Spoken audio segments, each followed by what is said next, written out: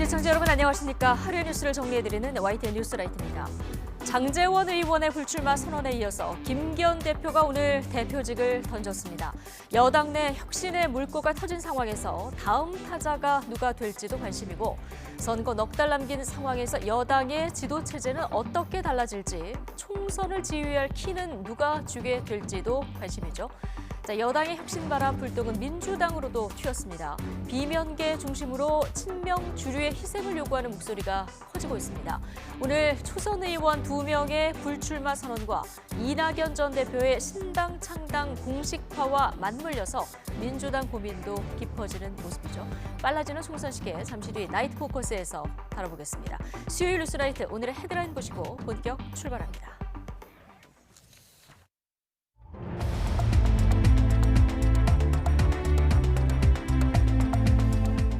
12월 13일 수요일 뉴스나이트 주요 뉴스입니다.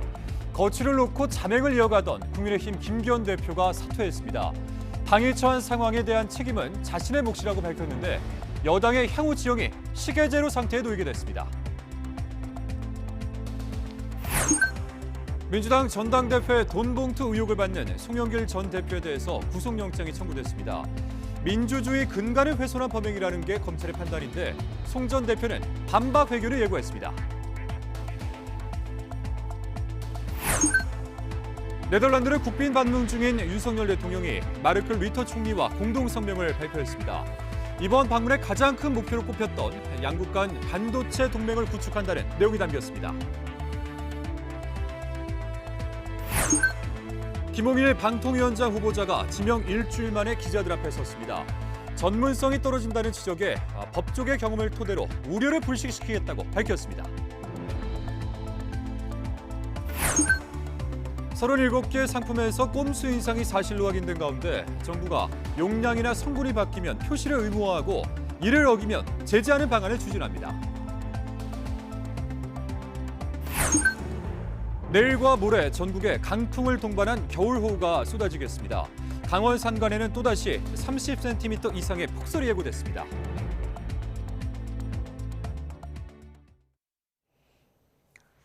친윤 핵심 장제원 의원이 총선 불출마를 전격 선언한 이후 거취 압박을 받아온 국민의힘 김기현 대표가 결국 당 대표직에서 물러났습니다.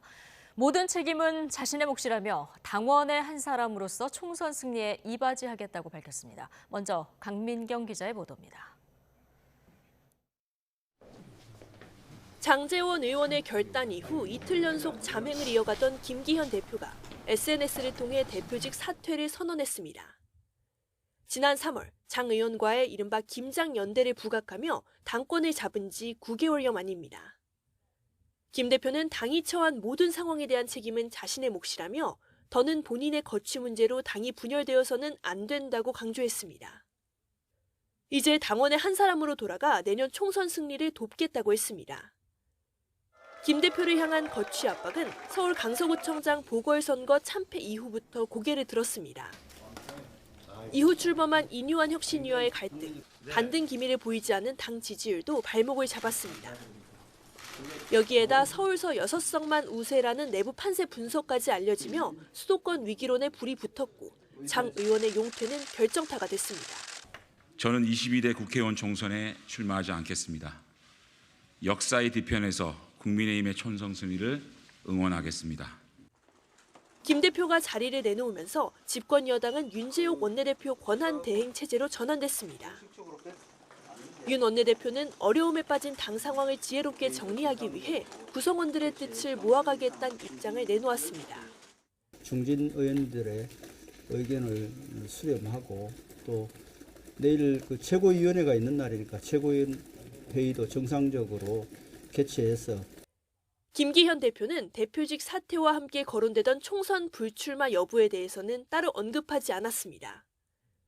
그래서 당 안팎에선 김 대표가 울산 5선에 도전해 영남권 선거를 지휘하는 방향으로 역할을 찾을 거란 전망도 나오고 있습니다. YTN 강민경입니다. 장제원 의원에 이어서 김기현 대표까지 용퇴를 선언하면서 당 핵심 희생론의 불씨가 되살아났지만 다른 친윤계 중진 의원들은 침묵을 이어가고 있습니다. 김 대표의 전격 사퇴로 넉 달이 채 안 남은 총선을 집권 여당이 어떤 지도 체제로 치르게 될지에도 관심이 쏠리고 있습니다. 조성우 기자입니다. 장제원 의원의 불출마 선언과 김기현 대표의 사퇴로 이제 여권 안팎의 시선은 다음 타자가 누구냐에 집중되고 있습니다. 민심을 되돌리려면 추가 결단이 필요하다는 목소리가 커지는 겁니다. 원조 윤핵관으로 불린 권성동, 윤한홍, 이철규 의원 등의 거취에 주목하는 분위기인데 당사자들은 하나같이 말을 아끼고 있습니다. 원조 친윤이시잖아요. 당을 위해서 좀 불출마 결단에 동참하실 의향이 있으십니까? 정권 출범에 함께 공을 세웠다는 공통점은 있지만 위상은 저마다 다릅니다. 권성동 의원은 집권 초기 원내대표에서 조기 사퇴한 뒤부터, 윤한홍 의원은 대통령직 인수위를 나온 이후부턴 권력과 거리를 둬왔습니다.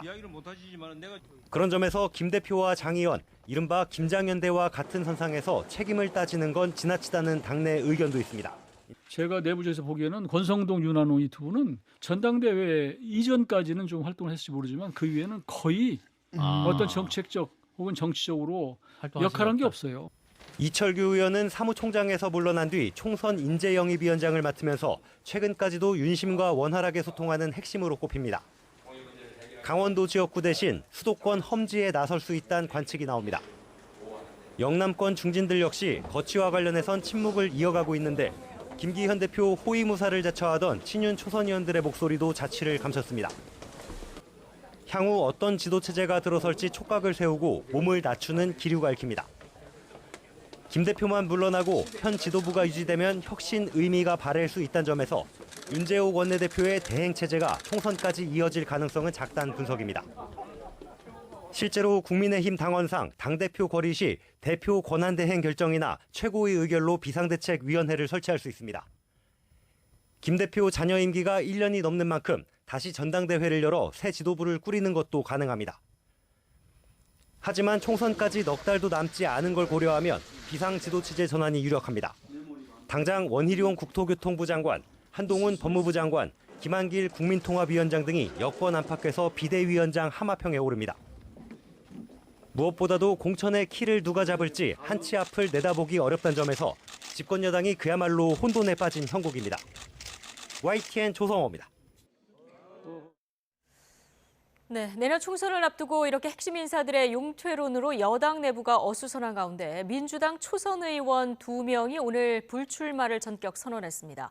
홍성국 의원과 이탄희 의원인데 정작 민주당 주류에서는 아직 이렇다 할 움직임이 보이지 않고 있습니다. 김경수 기자의 보도입니다. 증권사 직원에서 사장까지 거친 증권맨 신화 주인공이자 경제통으로 꼽혔던 홍성국 의원이 재선에 도전하지 않기로 했습니다. 후진적인 정치 구조의 한계를 느꼈다고 이유를 설명했습니다. 지금의 후진적인 정치 구조가 가진 한계로 인해 성과를 내지 못했습니다. 때로는 객관적인 주장마저도 당리당략을 이유로 폄하받기도 했습니다. 같은 날 판사 출신 이탄희 의원도 내년 총선 기회를 포기하고 백의종군하겠다고 선언했습니다. 현행 연동형 비례대표제를 유지해야 한다며 당의 결단을 촉구했습니다. 다 내려놓겠습니다. 선거법만은 지켜주십시오. 이재명 대표와 민주당에도 호소합니다. 멋지게 지면 무슨 소용? 그게 아닙니다. 멋지게 이깁시다. 불출마 배경은 달랐지만 두 초선 의원의 결단은 민주당 내 인적 쇄신론에 불을 댕겼습니다. 비주류 이원욱 의원은 친명 기득권에 지친 정치인들이 민주당을 이탈하는 거라고 주장하며 이재명 대표 체제를 겨냥했습니다. 인적 쇄신이 없는 현재 민주당이 국민의힘보다 못하다. 장제원 의원도 하는데 왜 이재명 대표는 못하느냐고 날을 세웠습니다. 부산을 찾아 민생 행보에 나선 이재명 대표는 말을 아꼈습니다. 장제원 의원이 불출마 선언을 했는데 혹시 박원 의원 불출마를 권유하실 생각은 없으신가요? 혹시 험지 출마나 이런 결단을 하실 생각은 없으신가요? 일부 친 이재명계 의원은 여당이 촉발한 용퇴론을 평가절하했습니다. 임명진 위원장이 지난달 초에 불출마 요구했을 때 그때 불출마 선언했다고 그러면은 국민들이 감동을 주었겠죠.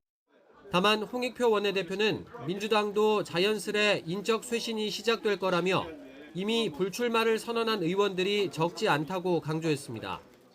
자연스럽게 이제 시작될 거라고 보고요. 사실 그 전에 이미 우리 당은 산발적으로 인적 쇄신이 있었죠. 그러니까 사실은 우리 당은 기본적으로 먼저 조금씩 해오고 있는 거죠. 지금까지 내년 총선에 출마하지 않겠다고 밝힌 민주당 의원은 모두 6명입니다. 하지만 당내 주류의 희생이 부족하다는 평가가 적지 않아서 향후 여당 쇄신의 폭과 속도에 따라 이재명 대표의 고민은 깊어질 수밖에 없다는 관측이 많습니다. YTN 김경수입니다. 연일 이재명 대표 체제 민주당을 비판하는 이낙연 전 대표가 내년 총선 목표는 원내 1당이라며 신당 창당을 공식화했습니다. 당내에선 친명계 의원들을 중심으로 이 전 대표에 대한 비난이 거세지고 있습니다. 보도에 김대겸 기자입니다. 거듭 언론 인터뷰에 나선 민주당 이낙연 전 대표는 신당 창당을 실제로 할 것이냐는 질문에 망설임 없이 예라고 답했습니다. 절망하는 국민께 작은 희망이나마 드리고 말동무라도 되드리겠다는 방향은 확실하다며 신당 창당을 사실상 못 박았습니다. 욕심대로라면 제1당이 목표이고 내년 총선에서 제3의 신당이 얼마나 약진할 것이냐가 큰 변수가 될 거란 전망까지 내놨습니다.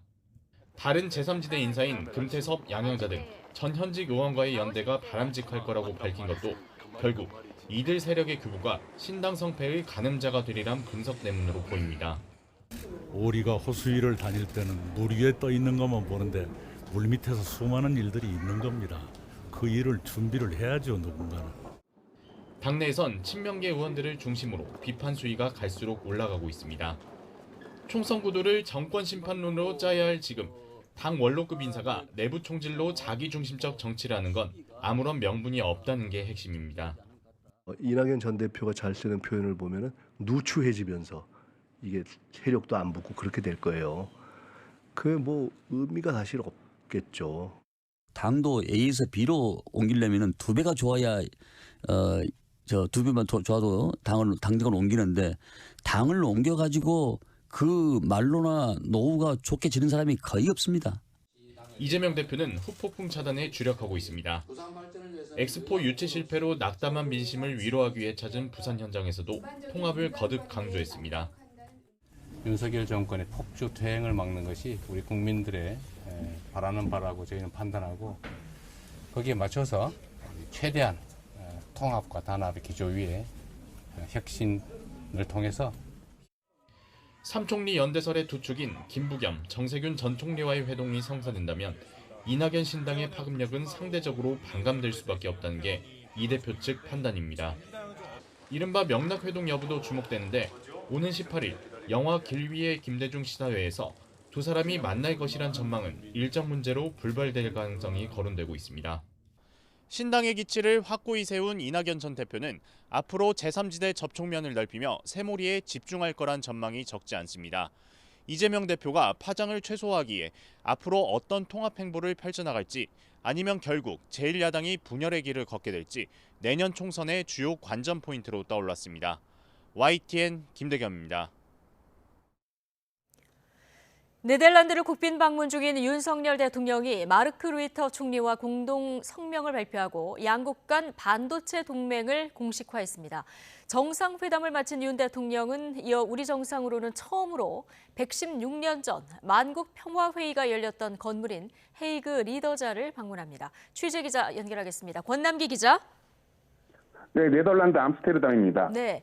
자, 앞서 YTN이 생중계로 전해드렸듯이 한국과 네덜란드 정상이 회담에 이어서 공동 기자회견을 진행했습니다. 자, 예고했던 대로 반도체 동맹을 구축하기로 했죠? 네, 암스테르담에서 네덜란드 정부 청사가 있는 헤이그로 이동한 윤석열 대통령은 네덜란드 총리와 정상회담에 이어 공동 기자회견에 나섰습니다.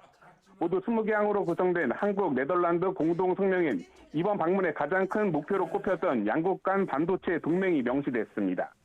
두 정상은 반도체 가치 사슬에 있어 양국의 특별한 상호 보완적 관계를 인식하고 정부와 기업, 대학을 아우르는 반도체 동맹 구축에 대한 의지를 재확인했다고 선언했습니다.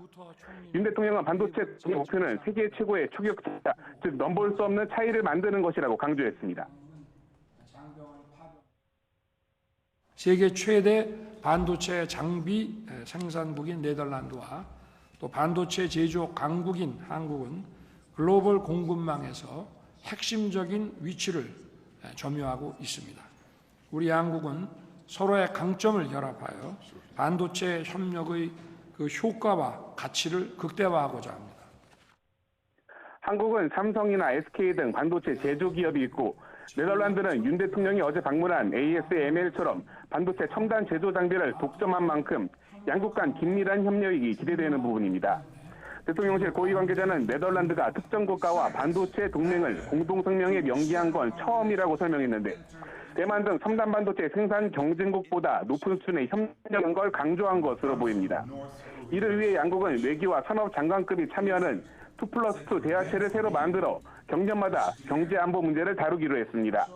한국과 네덜란드는 또 원자력 발전소 건설부터 운영, SMR 개발, 원전 연료 등 원전 전주기에 거친 협력을 구체화하기로 약속했습니다. 네, 그리고 지금쯤 총리가 주최하는 오찬이 진행되고 있을 것 같은데요. 이후 일정도 소개해 주실까요? 네, 윤 대통령은 우리 정상으로는 처음으로 지난 1907년 만국 평화회의가 열렸던 헤이그의 기사회 전 리더자를 방문합니다. 일사늑약의 부담을 알리고자 고종의 명에 따라 3명의 헤이그 특사가 파견됐지만 일제에 의해 문전박대를 당했던 아픈 역사가 있는 곳입니다. 윤 대통령은 애초 미술관 일정이 예정됐지만 순방전 취소하고 리더잘로 행선지를 바꿨습니다. 윤 대통령은 리더잘에 이어 회의 참석이 거부된 이후에도 외교활동을 이어가다 현지에서 순국한 고 이준 열사의 기념관도 찾습니다. 이후 다시 암스테르담으로 돌아와 참전용사 간담회 비즈니스 포럼에 이어 국빈 방문의 마지막 일정으로 네덜란드의 한국 문화를 선보이는 전통문화 공연을 관람할 예정입니다. 지금까지 암스테르담에서 YTN 권남기입니다. 다음 소식입니다. 검찰이 민주당 전당대회 돈봉투 살포 의혹 수사에 나선 지 8달 만에 이 사건의 정점으로 꼽히는 송영길 전 대표 구속영장을 청구했습니다.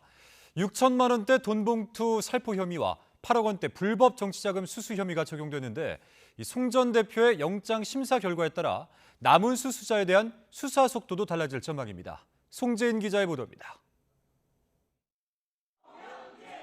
정치검찰의 기획수사에 응하지 않겠다며 13시간에 걸친 피의자 조사에서 진술 거부권을 행사했던 송영길 전 민주당 대표. 당내의 잔치이고 당내 내부의 어떤 자율성이 더 보장된 영역인데 이것을 가지고 특수부가 이렇게 수사하는 것은 헌정사상 처음 있는 일입니다. 조사 닷새 만에 결국 구속영장이 청구됐습니다. 영장에 적용된 혐의는 정당법과 정치자금법 위반, 뇌물수수 3가지. 먼저 검찰은 이번 의혹의 핵심인 금품 살포와 관련해 송 전 대표가 관여한 금액이 6,650만 원에 이른다고 적시했습니다. 지역 본부장들 활동비와 현역 의원들에게 제공된 300만 원짜리 돈봉투 20개가 모두 송 전 대표의 지시나 묵인 아래 뿌려졌다는 겁니다. 검찰이 수사 초기부터 못 박아온 돈봉투 살포 규모 9,400만 원에는 못 미치는 금액인데 검찰은 송 전 대표의 공모가 명확하게 입증된 금액만을 기재한 거라고 설명했습니다. 검찰은 이 자금의 출처로 송 전 대표가 이성만 의원과 사업가 김모 씨에게서 받아뒀던 불법 선거자금 6천만 원을 지목했습니다. 이뿐 아니라 송 전 대표가 외곽 조직 평화와 먹고 사는 문제 연구소 후원금 중에서도 7억여 원을 개인 정치자금처럼 썼다며 모두 8억 원대 불법 정치자금 수수 혐의를 적시했습니다. 또 후원금 가운데 4천만 원은 박용화 전 여수상공회의소 회장에게서 민원 청탁과 함께 받은 뇌물이었다고 보고 혐의를 추가했습니다. 검찰은 송 전 대표가 대의민주주의의 근간을 훼손하는 범행으로 집권여당의 대표로 선출된 데다 지위를 이용해 기업가들과 유착까지 한 만큼 구속 수사가 불가피하다는 입장입니다. 반면 혐의를 전면 부인한 송 전 대표는 유튜브로 공개 반박 기자회견을 열겠다며 영장심사에서 검찰과 치열한 신경전을 예고했습니다. 구속을 시키려고 그러든지 뭐 기소를 할 텐데 저는 구속영장 청구하면 저는 뭐 기각시킬 자신이 있고 그거는 법정 공방 끝에 검찰이 송 전 대표 신병 확보에 성공할 경우 수수 의심 의원 수사에도 더욱 속도가 붙을 전망이라 파장은 더욱 커질 것으로 보입니다. YTN 송재인입니다. 백현동 개발 사업 과정에서 불거진 수사 무마 청탁 의혹을 수사하고 있는 검찰이 청탁을 받고 금품을 수수한 것으로 의심하는 당사자 곽정기 전 총경을 소환했습니다. 서울중앙지방검찰청은 오늘 경찰 총경 출신인 곽 변호사를 변호사법 위반 혐의에 피의자 신분으로 불러 백현동 민간업자를 변호했을 당시 수임료 책정 경위 등을 추궁하고 있습니다.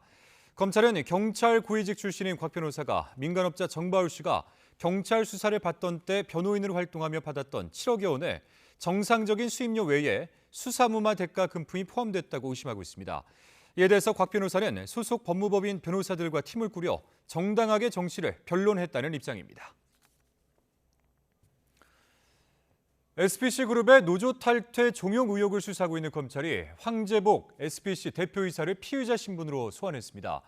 황 대표는 오너 일가 수사 정보를 빼내려고 검찰 수사관에게 뇌물을 건넨 혐의도 받는데 허영인 회장으로 수사 확대가 불가피할 전망입니다. 부장원 기자입니다. 황재복 SPC그룹 대표이사가 검찰에 출석했습니다. 파리바게뜨 제빵기사들을 관리하는 자회사 PB파트너즈의 대표를 지내며 민주노총 소속 노동조합원들에게 조직적으로 탈퇴를 강요한 혐의의 피의자 신분입니다. 제빵기사들이 매장 배치에 불이익을 준다던가 육아휴직자들한테 전화해서 복직이 안 될 거라고 협박하면서 탈퇴서를 써라 하거나. 검찰은 지난 2021년 PB파트너즈가 민주노총 노조원 명단을 상대 노조에 유출하고 조직적으로 증거인멸을 시도한 정황을 포착했는데 황 대표를 상대로 이런 부당노동 행위의 경위와 그룹 본사 차원의 관여가 있었는지 등을 캐물었습니다. 검찰은 이와 별개로 황 대표의 뇌물 혐의도 수사하고 있습니다. 지난해 SPC 허영인 회장은 계열사 주식을 헐값에 거래한 혐의로 불구속 기소됐는데 이 과정에서 황 대표가 영장 청구 여부 등 수사 정보를 빼내려 검찰 수사관에게 뇌물을 준 정황이 노조 탄압 수사 과정에서 드러난 겁니다. 이와 관련해 검찰은 지난 11일 황 대표와 해당 수사관을 동시에 압수수색하는 등 별도 수사를 이어가고 있습니다. SPC의 노조 탄압과 뇌물 의혹에 대한 두 갈래 수사 모두 그룹 최고 윗선인 허 회장을 향하고 있습니다. 인간적인 존중과 배려의 문화를 정착시키고 신뢰받는 기업으로 거듭날 수 있도록 최선을. 이미 지난 10월 허 회장 사무실까지 압수수색하며 수사가 예고된 상황. 검찰은 의혹 전반에 걸쳐 허 회장의 관여 정황을 살핀 뒤 직접 조사에 나설 것으로 보입니다. 혐의가 사실로 드러날 경우 제빵공장 사망 사고로 대국민 사과회견까지 했던 SPC의 추가 이미지 타격이 불가피할 전망입니다. YTN 부장원입니다. 김홍일 방송통신위원장 후보자가 지명 후 처음으로 기자들과 만나 자신의 법조계와 공직 경험을 살려 전문성이 부족하다는 우려를 불식시키겠다고 말했습니다. 국민권익위원장직을 아직 유지하고 있어 겸직에 대한 문제점이 제기되는 데 대해서는 적절한 시기에 정리하겠다고 밝혔습니다. 김 후보자 앞에 놓은 과제들을 짚어봤습니다. 류환웅 기자입니다. 지명 7일 만에 기자들 앞에 선 김홍일 방송통신위원장 후보자. 강력 특수통 검사 출신으로 방송통신 전문성이 부족하다는 우려에 대해 법조계와 공직 경험이 많다는 점으로 응수했습니다. 제가 그동안 법조계와 공직을 거치면서 쌓아온 법률 지식이나 규제와 관련된 여러 가지 경험들을 토대로 저에게 맡겨진 직분을 성실하게 수행해서 그런 우려를 불식시키도록 노력하겠습니다. 윤석열 대통령이 이동관 전 방통위원장 후임에 김홍일 후보자를 지명한 것도 법조계 경험이 복잡한 규제 업무를 처리하는 데 장점이 되리란 판단 때문으로 분석됩니다. 올해 말로 재허가 유효 기간이 끝나 그 안에 재허가 심사를 마쳐야 하는 지상파 방송국 수만 해도 150여 곳에 달합니다. TV조선 재승인 심사 문제로 한상혁 전 방통위원장이 면직을 당하고 직원 2명이 구속된 점을 고려하면 법률적 하자가 있어선 안 되는 과제입니다. 한국 최초의 24시간 보도 전문 채널인 YTN의 최대 주주 변경 승인 문제도 민감한 과제입니다. 한정 KDN과 한국 마사회 지분 30.95%를 낙찰받은 유진그룹에 대해 방송사업자로서 적격성 여부를 다시 심사해 승인 여부를 결정해야 합니다. 이 밖에도 뉴스타파의 김만배 인터뷰 인용 보도에 대한 처분 결정을 비롯해 구글과 애플 등의 인앱 결제 강제에 대한 과징금 부과, 네이버의 뉴스 알고리즘 조사 등 이동관 방통위가 추진했던 주요 업무를 매듭지어야 하는 과제도 있습니다. 이런 시급한 과제 때문에 여당은 크리스마스 전에 인사청문회를 열자는 입장인 반면 야당은 면밀한 검증을 위해 크리스마스 뒤로 미루자는 입장입니다.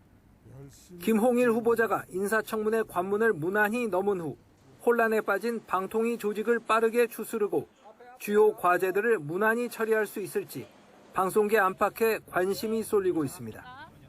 YTN 유환홍입니다.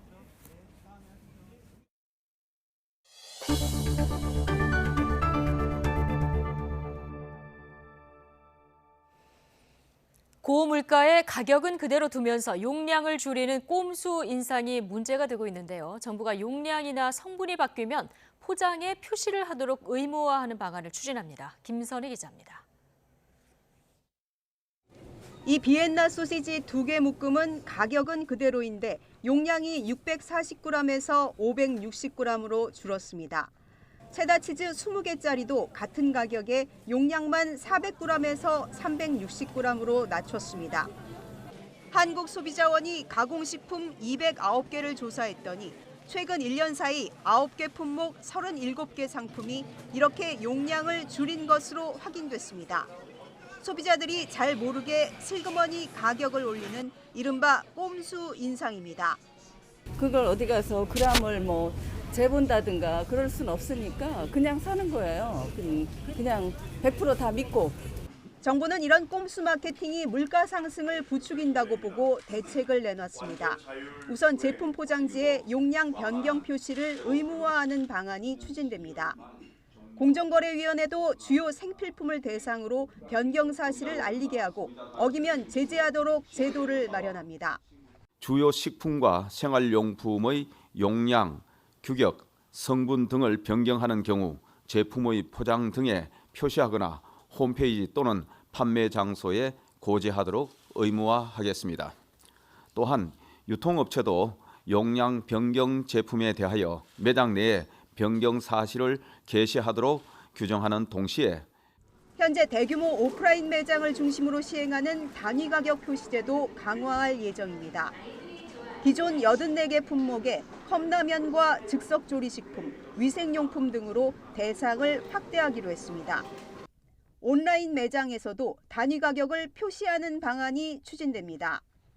용량 변경 됐을 때 이제 중량에 대한 단위 가격을 알지 못하면은 가격이 상승했는지 또는 하락했는지 알 수가 없기 때문에 이런 부분에 대해서 소비자가 쉽게 알 수 있도록 소비자원은 현재 홈페이지에 꼼수 인상 신고센터를 마련하고 제보를 받고 있습니다. 정부는 소비자원과 유통업체 간 협약을 통해 약 10,000개 상품에 대한 용량 정보를 받아 전방위적으로 모니터링을 강화한다는 방침입니다. YTN 김선입니다. 내년부터는 정육점과 주차장도 10만 원 이상 현금을 쓴 소비자에게 반드시 현금 영수증을 발행해야 합니다. 국세청은 현금 영수증 의무 발행 업종 125개에 육류 소매업과 주차장, 보일러 수리점, 대형마트 등 13개 업종을 내년부터 추가한다고 밝혔습니다. 현금 영수증 의무 발행 업종 사업자는 건당 10만 원 이상 현금을 받았을 때 소비자가 요구하지 않아도 현금 영수증을 발급해야 합니다. 발급하지 않으면 미발급 금액이 20%가 가산세로 부과될 수 있습니다. 검찰 수사와 사내 갈등으로 창사 이래 최대 위기를 맞고 있는 카카오가 첫 여성 CEO를 내정했습니다. 카카오는 이번 대표이사 교체를 시작으로 주요 경영진에 대한 대대적인 쇄신 인사를 단행할 것으로 전망됩니다. YTN 황보경 기자입니다. 카카오가 새 대표이사로 정신아 카카오 벤처스 대표를 내정했습니다. 창업자인 김범수 경영쇄신위원장이 직원들 앞에서 인적 쇄신 의지를 드러낸 지 이틀 만입니다. 김 위원장은 앞서 지난 11일 직원 간담회에서 카카오는 근본적 변화를 시도해야 할 시기라며 새로운 새로운 카카오를 이끌어갈 리더십을 세우겠다고 밝혔습니다. 정 내정자는 내년 3월 이사회와 주주총회를 거쳐 공식 선임되면 본격적으로 대표직을 수행하게 됩니다.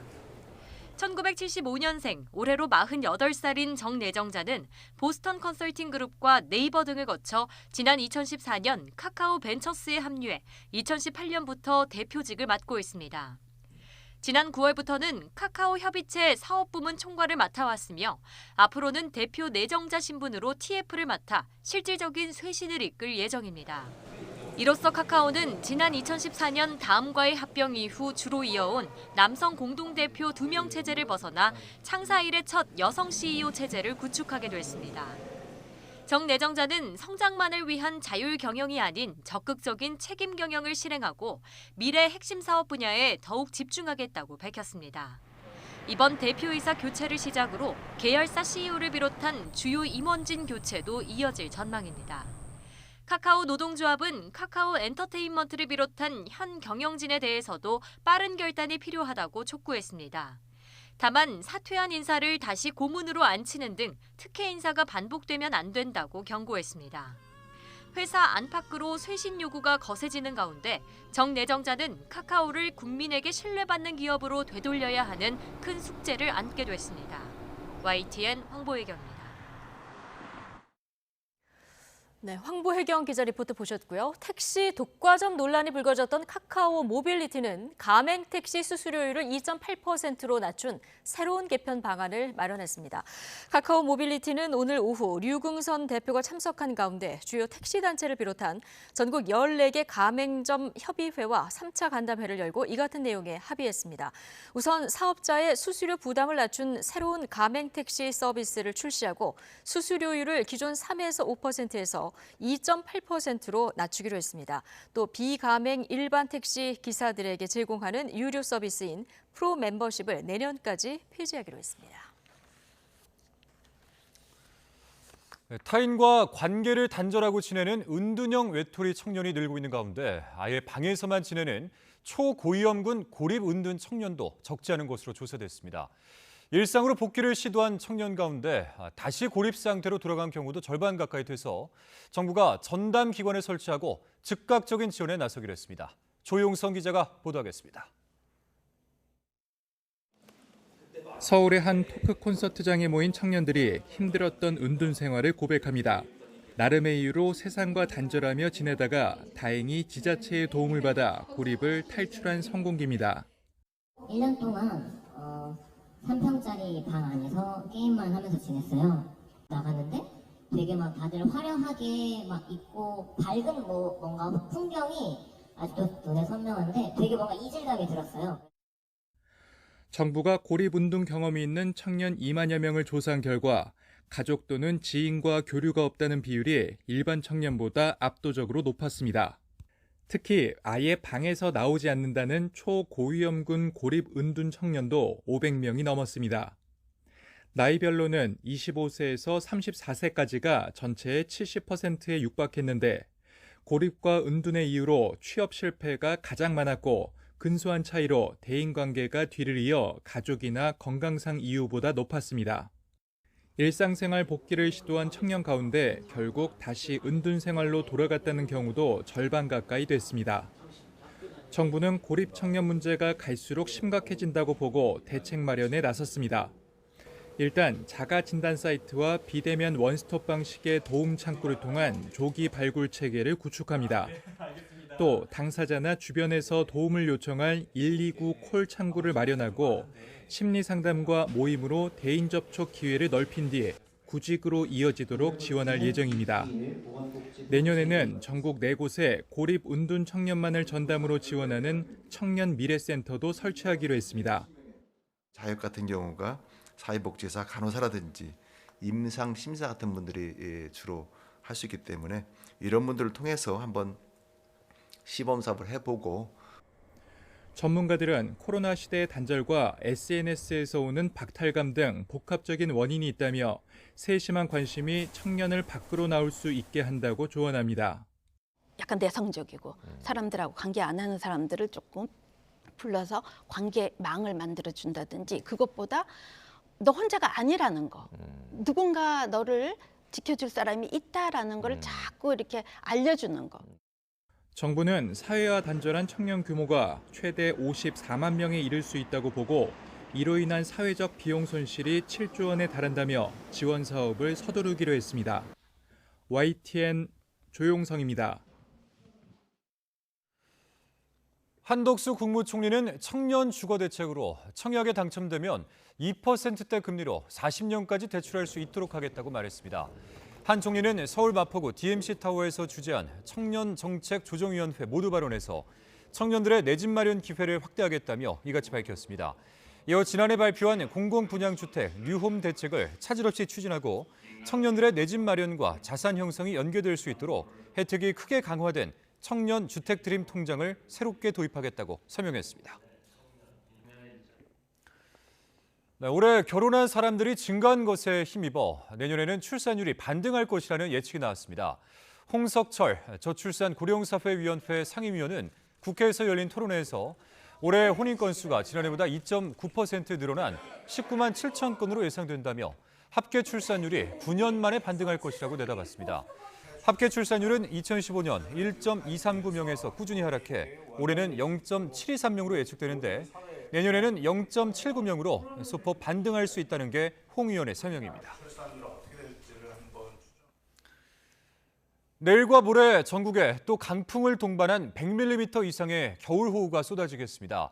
이미 많은 눈이 내린 강원 산간에는 30cm 이상의 큰 눈이 더 내릴 것으로 예고됐습니다. 정혜윤 기자입니다.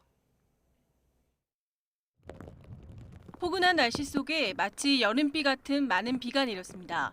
강릉 91.2mm를 비롯해 세종과 대전, 전주에는 12월 하루 강우량이 관측사상 가장 많았습니다. 반짝 맑은 날씨를 되찾았지만 내일과 모레 다시 겨울 호우가 예고됐습니다.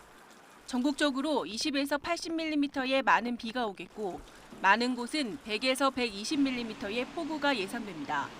시간당 20mm가 넘는 국지성 호우가 쏟아지며 비 피해도 우려됩니다. 저기압이 중부지방을 통과하며 동서로 긴 강수대의 영향권을 받을 것으로 예상을 하고 있습니다. 낙엽이나 이물질 등으로 인해서 배수가 원활하지 못해 저지대가 침수할 가능성이 있습니다. 강원 산간에는 이번에도 최고 30cm가 넘는 폭설이 쏟아지겠습니다. 지난번 눈과 더하면 일주일 새 1m가 넘는 눈폭탄이 내리는 겁니다. 비, 눈과 함께 내륙과 해안에는 초속 25m 이상의 돌풍이 동반할 것으로 보여 항공기는 물론 여객선 이용에도 불편이 우려됩니다. 기상청은 주말부터는 북극 한기가 남하하면서 전국적으로 한파특보가 내려지겠고 영하 10도 안팎의 맹추위가 기승을 부리겠다고 밝혔습니다. 특히 이번 한파는 다음 주 내내 이어질 전망입니다. YTN 정혜윤입니다.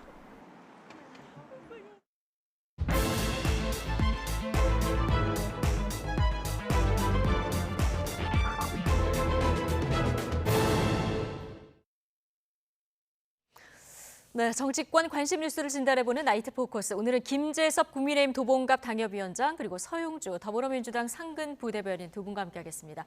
어서 오십시오. 네, 안녕하세요. 안녕하십니까. 자, 김기현 국민의힘 대표가 자명 이틀 만에 오늘 대표직에서 전격 물러났습니다. 장제원 의원에 이어서 김 대표까지 이선 후퇴하는 모양새가 되면서 총선 시계가 더 빨라지고 있는데요. 영상 먼저 보고 오시겠습니다.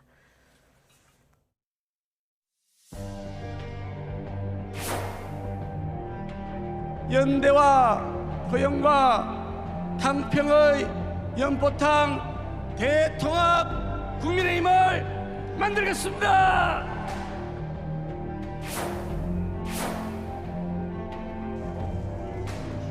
언제나 국민의 눈높이에서 민심을 나침반으로 삼는 국민의힘이 되겠습니다. 어떻게 친일 계승에서 국민들의 사랑을 받을 수 있는 정당으로 만들 것이냐. 듣고 변하고 희생할 각오가 돼 있어요. 대통령을 당내 문제와 관련해서 언급하는 것은 바람직하지 않다고.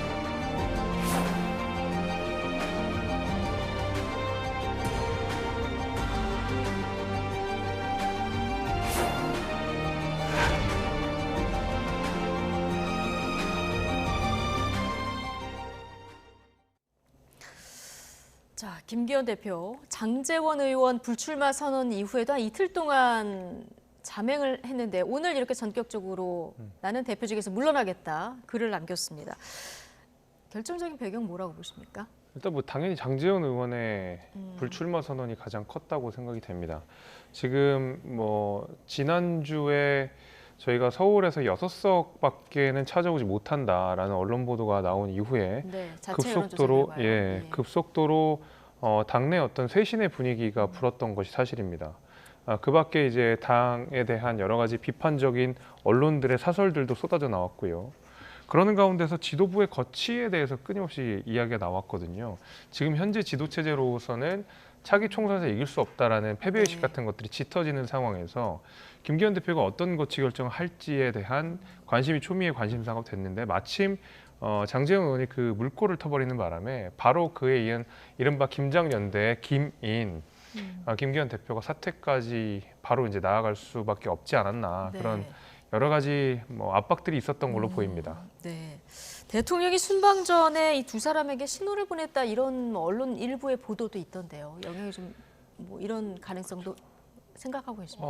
저도 그렇게 생각을 합니다. 왜냐면은 뭐 대통령께서도 그 조선일보에서 나왔던 그 6석 기사를 봤다 뭐 이런 풍문들이 전해지고 있고요.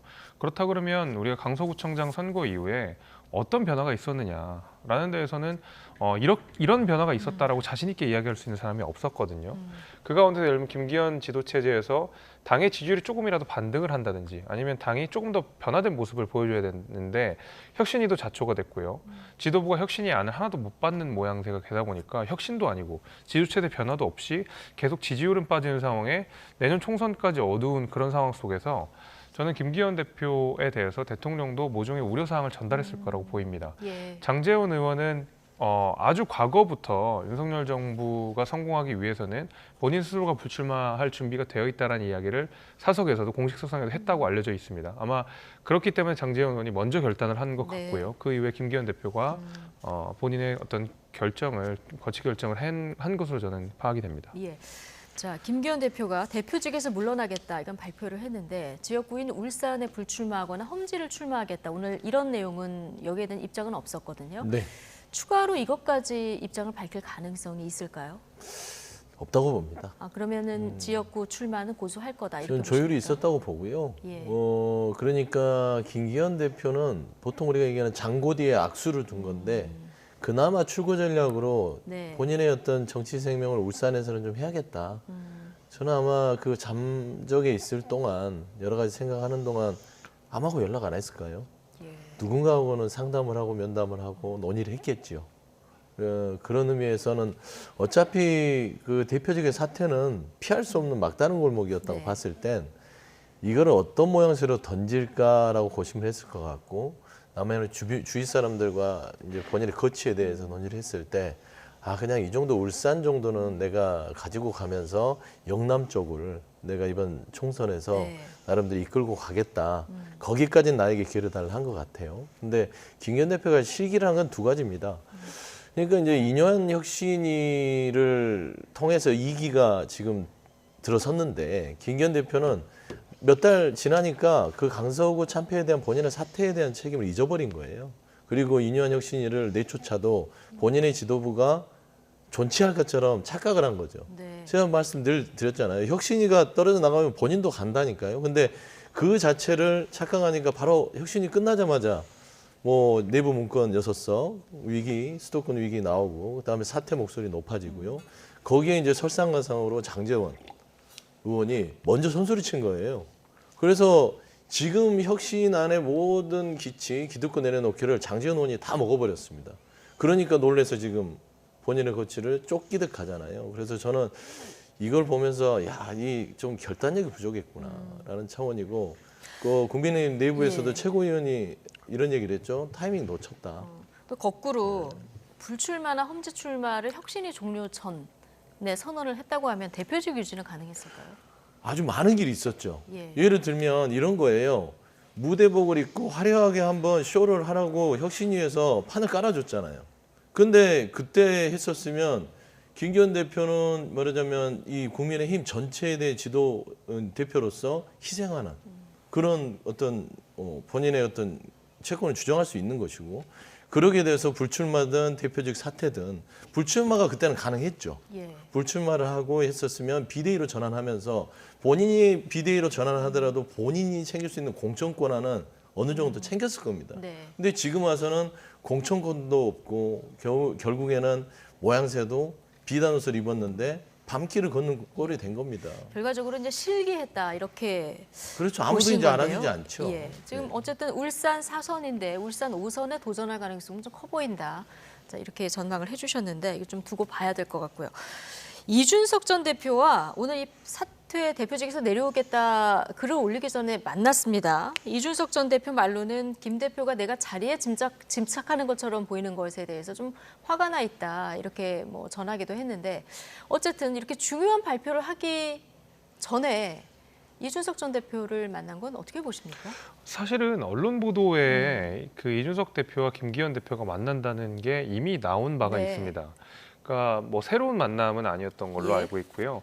김기현 대표도 사실은 그 전에 이준석 대표에게 수차례 제3자를 통해서 만나자는 이야기를 했던 적이 있었고, 이준석 대표의 탈당을 만료하기 위해서 이렇게 저렇게 많은 노력들을 했던 것으로 알려져 있습니다. 그 가운데서 모 중진 의원께서 그 자리를 주선을 했던 걸로 알고 있고요. 그 중진이라고 하면은 저희 이준석 대표랑 굉장히 가까운 분으로 알려져 있어서 이준석 대표도 이에 대해서 이것까지 거절하는 거는 좀 예의가 아니다 싶어가지고 원래부터 만나기로 했던 회동이었는데 네. 마침 월요일에 장제원 의원이 불출마를 하게 됐고요. 그 이후에 이어진 어떤 뭐 김기현 대표의 두문 불출 이런 것들이 연결되면서 이준석 대표와 김기현 대표가 만난 것에 대해서 과도한 의미가 좀 부여되는 건 사실입니다. 그래서 그렇지만 이미 만나기로 했던 것도 사실이고 그 만나는 일정 가운데서 좀 만났다라고 알고 있습니다. 그래서 김기현 대표는 이미 사퇴를 했고 이준석 대표는 신당 창당을 시사했기 때문에 저는 여기에 대해서 과도한 의미를 부여할 필요는 없다고 봅니다. 네, 사퇴 전에 이제 만났기 때문에 맞습니다. 예. 뭐 여러 가지 해석들이 나오다 보니까 일각에서 아주 일각에서 이번 만남이 이제 이준석 신당 참여를 염두에 둔 것 아니냐 뭐 이렇게 해석하시는 분이 아주 간혹 있었는데 오늘 두 사람 모두 확실하게 선을 그었고요. 특히 김기현 대표 같은 경우에는 오히려 내가 신당 창당을 만료하고 왔다 오늘 이렇게 얘기를 했거든요. 네. 네. 그러니까 그러려고 만남이 오래전에 약속이 된 걸로 네. 알고 있어요. 근데 충분히 오해는 살만하죠. 그러니까 김기현 약속을 대표 미뤘으면 더 좋았을까요? 좋았을 거라고 봐요. 저는. 굳이 오해받을 일을 할 필요가 없잖아요. 근데 제 생각에는 미뤄봤자 네. 본인이 어차피 목요일 날 예. 내일 최고회에 참석해서 본인의 거취를 말을 안 할 수가 없는 상황입니다. 네. 그렇기 때문에 그냥 이준석 전 대표를 만나고 오해 사지 않게 오늘 그냥 본인의 거취를 밝혀버린 거예요. 그리고 내일 목요일은 말하자면 윤재혁 원내대표 주재하에 최고회가 열리는 거 아니겠습니까? 그래서 본인은 그런 이제 출구 전략을 짠 것 같은데 저는 김기현 대표가 저는 이 장제원 의원을 뛰어넘지 못하는 이유들을 저는 이번에 봤어요. 그러니까 결국에는 윤핵관이라 하더라도 왜 장제원 의원이 윤핵관으로서 여러 가지 정무적 판단을 했는지, 김기현 대표는 저는 윤핵관이라기보다는 윤석열 대통령이 세운 그냥 대표이기 때문에 윤핵관으로 책임을 지고 있는 것이지, 제가 봐서는 김기현 대표가 화가 났던 이유는 그런 걸 거예요. 이준석 대표를 만나서 나 이상하게 너무 화난다. 나 용산에 시킨 대로 다 했는데 이제 와서 나를 이런 모양꼴로 나를 내쫓는단 말이냐. 아마 그런 얘기를 하지 않았겠습니까? 예를 들면 장제원 의원은 화려하게 본인 할 거 다 장사하고 그냥 멋있게 희생하고 세가시도 하고 그다음에 틀림없이 모종의 용산과 여러 가지 뭐 보장이 있었을 수도 있는 그런 상황들을 다 만들었어요. 아름답게 퇴장했잖아요. 그런데 김기현 대표 뭡니까? 지금 보면 너무나 좀 측은하기도 하고 정말 본인이 다 책임지고 나가는 것처럼 본인은 잘못이 하나도 없고 용산에 있는데 왜 내가 책임져야 돼? 이런 말로 해서 그냥 또 토사구팽의 또 다른 버전이 아닌가 좀 그렇게 보여요. 네, 어쨌든 뭐 대표직을 사퇴하겠다 결단은 했고요. 자, 장제원, 김기현 이 두 중진의 용태로 국민의힘에서 꺼져가던 혁신의 불씨가 살아난 건지 아니면 아직도 좀 부족한 건지 수도권에서 선거를 준비하고 있는 원외 당협위원장들 분위기는 어떻습니까? 현재로서는 매우 안 좋은 것이 사실입니다. 그러니까 지금 이 상태로 선거를 치른다고 했을 때 저 이길 자신이 없다. 뭐 내지는 어차피 질 거 왜 나가냐라는 볼멘 소리를 하는 위원장들도 덜어니 있습니다. 물론 지금 가장 안 좋은 상황을 전제해서 나오는 볼멘 소리이기 때문에 앞으로 당의 혁신 강도에 따라서 당연히 당협위원장들 역시도 어떤 뭐 자신감을 갖고 선거에 임할 수가 있게 되겠지만은 현재로서는 그러니까 원조 윤핵관이라고 불리는 장제원 의원이 불출마를 했고 그다음에 여러 가지 문제점을 노정하고 있었던 김기현 대표가 사퇴를 했을 뿐입니다. 아직까지 어떤 더 많은 강도의 쇄신이 이루어졌다고 보기는 어렵거든요. 그러니까 총선의 방향성이라든지. 핵심은 뭐라고 보십니까? 저는 지금까지 여러 문제가 있다라고 판단되었던 중진 의원들 가운데서도 이어지는 불출마 선언이 있어야 된다고 보고요. 그다음에 지금 보게 되면은 얼마 전에도 단독 보도에서 나왔지만은 김기현 대표 체제를 지키는 영남의 초선 의원들 몇몇의 이름들이 언론 보도에 공개가 됐는데 그들이 저는 애국 충정을 위해서 김기현 대표 체제를 지지했다고 생각하지는 않습니다. 오히려 본인들의 입지를 지키기 위해 자신들의 기득권을 지키기 위해 김기현 대표에게 마지못해 힘을 실어주는 인상들을 굉장히 많이 줬거든요. 그렇지만은 그 사인이 잘못됐다라는 판단들도 굉장히 많이 나오고 있는데 이런 자신의 기득권에 안주하는 모습들이 없어져야지만이 저는 차기 총선에서 유의미한 결과를 얻을 수 있다 이렇게 생각합니다. 예. 그러니까 지금 말씀하신 것처럼 원조 윤핵관 중에서 이제 남은 권성동, 윤한홍, 이철규 의원의 행보도 주목이 되지만 어떤 국민의힘의 어떤 고비마다 집단 행동을 좀 해왔었던 얼마 전에도 김기현 대표 체제를 옹호했었던 초선 의원들. 자, 이 초선 의원들 행보를 좀 주목해봐야 된다 이런 견해들도 좀 나오던데요. 어떻게 보십니까? 모르겠습니다. 상대당 의원들이라서 제가 박하게 얘기하긴 그렇지만 국민의힘 초선 의원들이 그렇게 초선다운 면모를 보여주지는 못하는 것 같아요. 보통 통상 여야 초선들은요. 당의 쇄신이나 혁신 부분에 있어서 좀 그런 목소리를 높이거든요. 근데 당시에 김기현 대표를 용산에 어느 정도의 당무 개입의 여지가 있다는 부분이 있었음에도 불구하고 그 용산의 당무 개입을 앞장서서 나경원 당시 그 후보에 대해서 연판장을 돌렸잖아요. 그런 경우는 별로 못 봤거든요. 그리고 이번에도 김기현 대표에 대한 어떤 수도권 위기론에 대해서 책임론이 불거졌을 때 그건 너무나 명확한 부분이었습니다. 그거는 굳이 편들 이유가 없어요. 이거는 당의 지도부가 심각하게 고민해서 내년 총선에서의 어떤 수도권 위기론을 돌파하자 해야 되는 게 초선들의 목소리인데 이제 김기현 대표가 사퇴했잖아요. 그것도 모양새 안 좋게. 저는 무조건 메시지 기준은 바뀐다고 봅니다. 이제는 김기현 대표한테 등을 돌리죠. 그래서 저는 초선으로서의 참신함을 기대하기보다는 또 나름대로의 또 새로 들어설 어떤 권력 구조에 줄을 서는 구조가 될 것이라는 것을 저는 좀 개인적으로 좀 그렇게 판단하고 있습니다. 네, 김기현 대표 이번에 또 등을 돌리면 그럼 어떻게 되는 겁니까? 이 초선들은 공천에서 좀 불리해지는 겁니까? 그건 모르겠습니다. 그렇지만은 제가 좀 말씀드린 대로 예를 들면 저번에 이제 나경원 의원이 당 대표에 출마를 하겠다라는 것을 시사하니까 초선들이 연판장을 돌렸었거든요. 굉장히 좋지 않은 모습이었다고 생각합니다. 국민 눈높이에 맞지 않는 거였고요. 국회의원의 무게라고 하는 것이 그런 데다 쓰는 것도 아니었다고 생각하고요. 근데 비슷한 모습들이 지금 이번에 또 연출이 됐거든요. 예를 들면 김기현 대표 지도체제에 대해서 비판하는 몇 수도권 의원들에 대해 또다시 내부 총질이라는 단어를 가지고 와서 그들을 공격했다라는 점에서는 저는 굉장히 국민들께서 나쁘게 보셨을 거라고 좀 생각을 하고 소위 말하는 영남의 그 초선 의원들이 자주 쓰는 이야기가 바로 내부 총질이라는 말인데 제가 오히려 되려 하고 싶은 말은 그 영남 의원들 면면을 봤는데 이분들이 그럼 과연 제대로 된 외부 총질이나 해봤던 분들이냐라는 생각을 해보면 그렇지도 않은 것 같아요.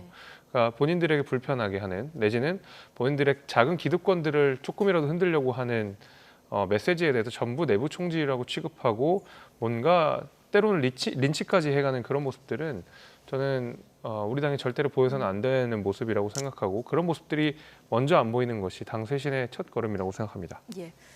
자, 어쨌든 김기현 대표가 물러났으니까 이제 윤재욱 원내대표가 당분간 권한대행으로 차기 지도 체제를 유지하게 되는데 이후에 어떻게 되느냐 이제 관심 아니겠습니까? 조기 선대위가 뭐 띄워줄 수도 있고요. 그리고 비대위로 바로 갈 수도 있는데 어떤 가능성이 가장 커 보입니까?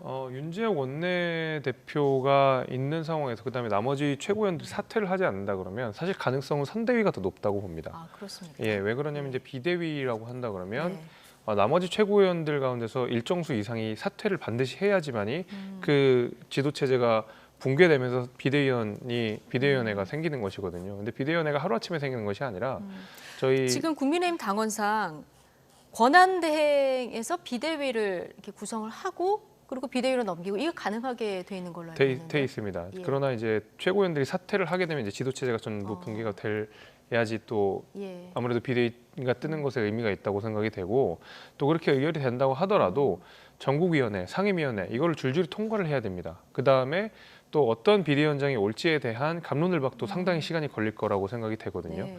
그 비대위원장이 정해지면 비대위원들도 또 선정하는 문제들이 발생하기 때문에 벌써 2주, 3주를 금방 까먹어버릴 수가 있습니다. 근데 지금 선거가 한 3개월, 4개월밖에 앞둔 상황에서 한 3, 4주에 걸려서 또 다른 지도체제를 띄우기에는 사실 당의 여력이 크지 않다라는 판단들이 분명히 있는 것이고요.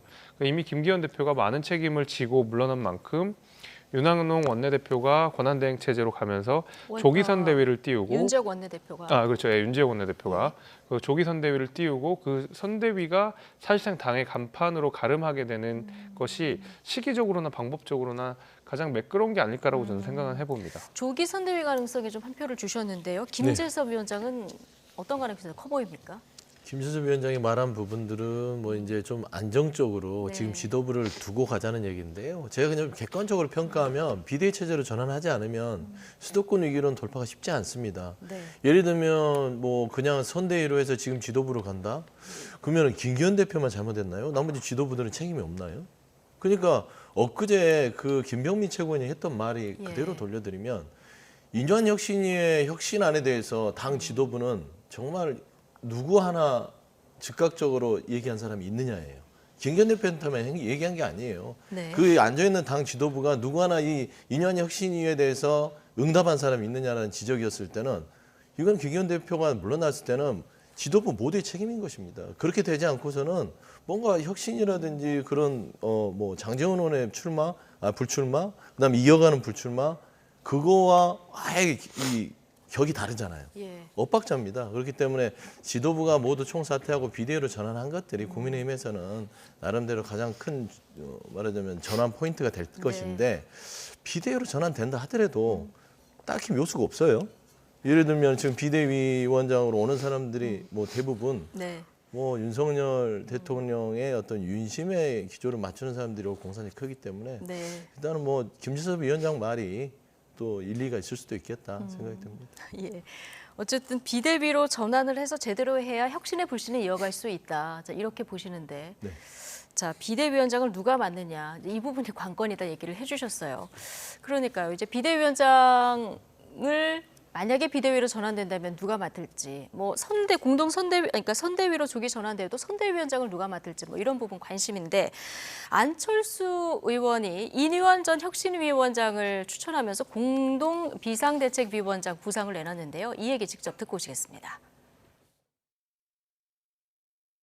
한동훈 비대위원장, 원희룡 비대위원장 어떻게 생각하세요? 장관으로서 자기 맡은 일을 충실히 하신 분들인데 어느 정도 지지층의 확장성에 있어서는 조금 의문이 있습니다. 현 정권에 대한 국민적인 평가가 낮은 것에 대한 또 책임도 있는 것이죠. 만약에 비대위로 간다면 중도 확장을 할 수 있는 분들, 뭐 예를 들면 저는 인유한 위원장 같은 분도 충분히 그런 역할을 하실 수 있는 분이라고 봅니다. 공동으로 저는 하는 게 좋겠다는 그런 생각입니다. 그래서 좀 더 스펙트럼을 넓혀서 보수뿐만 아니라 중도와 이제 합리적인 진보까지도 아우를 수 있는 정도의 그런 팀으로. 네. 자, 인유한 전 혁신위원장을 추천하면서 공동 비대위원장을 얘기했거든요. 어떻게 들으셨습니까? 글쎄요, 뭐 별로 그렇게 뭐 썩 와닿는 이야기는 아니라고 생각이 됐습니다. 그러니까 비대위를 뜨는 것은 이제 공동 비대위원장이라고 하는 것에 대해서 저는 약간 의문이 있는 것이 비대위가 비대위인 이유는 비상대책을 하기 위함인데 비상 상황에서는 어떤 리더십이 2개, 3개가 했을 때는 의사결정이 굉장히 느려질 수밖에 없습니다. 그러니까 저도 비대위를 해봤었지만은 비대위의 가장 좋은 것은 아주 빠른 의사결정, 그다음에 지도부 전체가 비대위원장이 임명했던 사람인 만큼 비대위원장의 말에 힘을 실어주는 것이거든요. 근데 예를 들면 비대위원장 뭐 3분, 4분 뭐 이렇게 됐을 때 의견이 갈릴 때는 의사결정이 어려워지거나 그 자체가 또 다른 내용이 될 수 있기 때문에 그 안철수 의원이 제시한 내용은 그냥 산술적인 더하기인 것 같아요. 그러니까 정치가 이뉴한 전 혁신위원장하고 더하기 한 분은 누굽니까? 글쎄요, 뭐 본인 스스로를 전제한 것이 아닌가라고 생각이 들거든요. 왜냐하면 대선 후보에서 본인의 강점을 이야기할 때 이야기했던 내용들이 쭉 조금 전에 인터뷰 내용에 거의 다 나왔더라고요. 뭐 진보와 보수를 아울릴 수 있고 중도라는 키워드를 이야기하는 것 같은데 본인 스스로를 좀 시사한 것 같은데 저는 그런 인물보다는 조금 더 강단이 있고 어떤 당무 감각이 많이 있는 분들이 가시는 게 더 좋지 않을까라는 게 제 개인적인 생각입니다. 누가 하면 잘할 것 같습니다. 그거는 잘 모르겠습니다. 잘 모르겠습니다. 지금 비대위원장으로 계속 거론되는 2분이 있죠. 한동훈, 원희룡 현직 장관인데 자, 현직 장관은 지금 현 정부에 들어 있었기 때문에 이 확장성에 좀 한계가 있다. 이게 이제 안철수 의원의 견해예요. 어떻게 보십니까? 그러니까 저는 이제 뭐 명확하게 안철수 의원이 나 시켜줘, 나 하고 싶어 이렇게 얘기는 하지 않았지만 뉘앙스는 이뉴한 혁신위원장과 내가 해야 될 거 해야 되는 거야라고 하는 것 같아요. 근데 조금 너무 좀 없어 보여요. 그러니까 떡줄 사람 생각하지도 않는데 지금 당이 이렇게 위기인데 내가 나서서 하겠다, 나 한 자리 주라 이런 건데. 내가 하겠다는 얘기는 이 인터뷰에 없습니다. 아니 그냥 그런 뉘앙스로 오해할 수 있다 그런 것이죠. 그래서 저는 지금 안철수 의원이 얘기하는 부분에 있어서 핵심은 본인이 중도 확장성이 있다. 그러면 진작에 왜 나서지 않았죠? 아니 김기현 대표 체제에 대해서 지적을 하시지. 그다음에 이뉴한 혁신위원장이 나셨을 때 혁신안에 대해서 지도부가 아무도 얘기 안 할 때 그럼 안철수 의원 뭐 하셨죠? 쪽에서 얘기를 하셨어야죠, 강하게. 왜 이게 무대가 끝나고 난 다음에 갑자기 본인이 등장해서 뭔가 나는 다 알고 있었는데 왜 내 생각대로 하지 않았냐 이렇게 얘기하는 것은 좀 부족해 보이고요. 두 번째 말씀드리면 제가 아까 비대위가 누가 오더라도 참 답답할 것이다 생각하는 건 도로 윤심입니다. 도로 비대위가 돼도. 한동훈, 원희룡 누구예요? 윤석열 대통령의 복심들 아닙니까? 비대위원장 와도 윤심으로 또 치른다는 거예요, 선거를. 그다음에 2번째 김한길, 지금 거론되는 김병준. 이 2분도 다 윤석열 대통령의 복심 아닙니까? 그러면 결국은 김기현 대표 체제도 결국에는 윤석열 대통령의 어떤 그늘 아래서 당이 자율성을 잃었고 그래서 국민들의 어떤 수도권에 대한 어떤 심판을 받았는데 비대위로 전환해도 면면이 모두 다 윤석열 대통령의 휘하에 있는 것입니다. 그럼 결국에는 무슨 확장성이 있죠? 그런 부분에 있어서는 안철수 의원이 지적은 했으나 안철수 의원은 말로써 저렇게 지적하는 거는 좀 솔직히 본인 스스로가 쓰임새가 짙고요.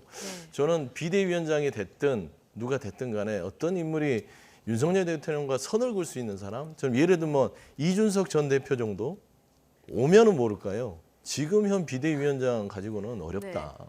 똑같다. 좀 그런 말씀 드립니다. 이준석 전 대표. 아니 예를 들면 극단적으로 그 정도는 돼야 된다는 얘기인데 가능성은 없어 보이고요.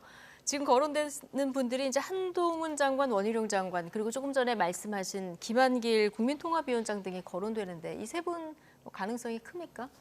저는 별로 없다고 생각합니다.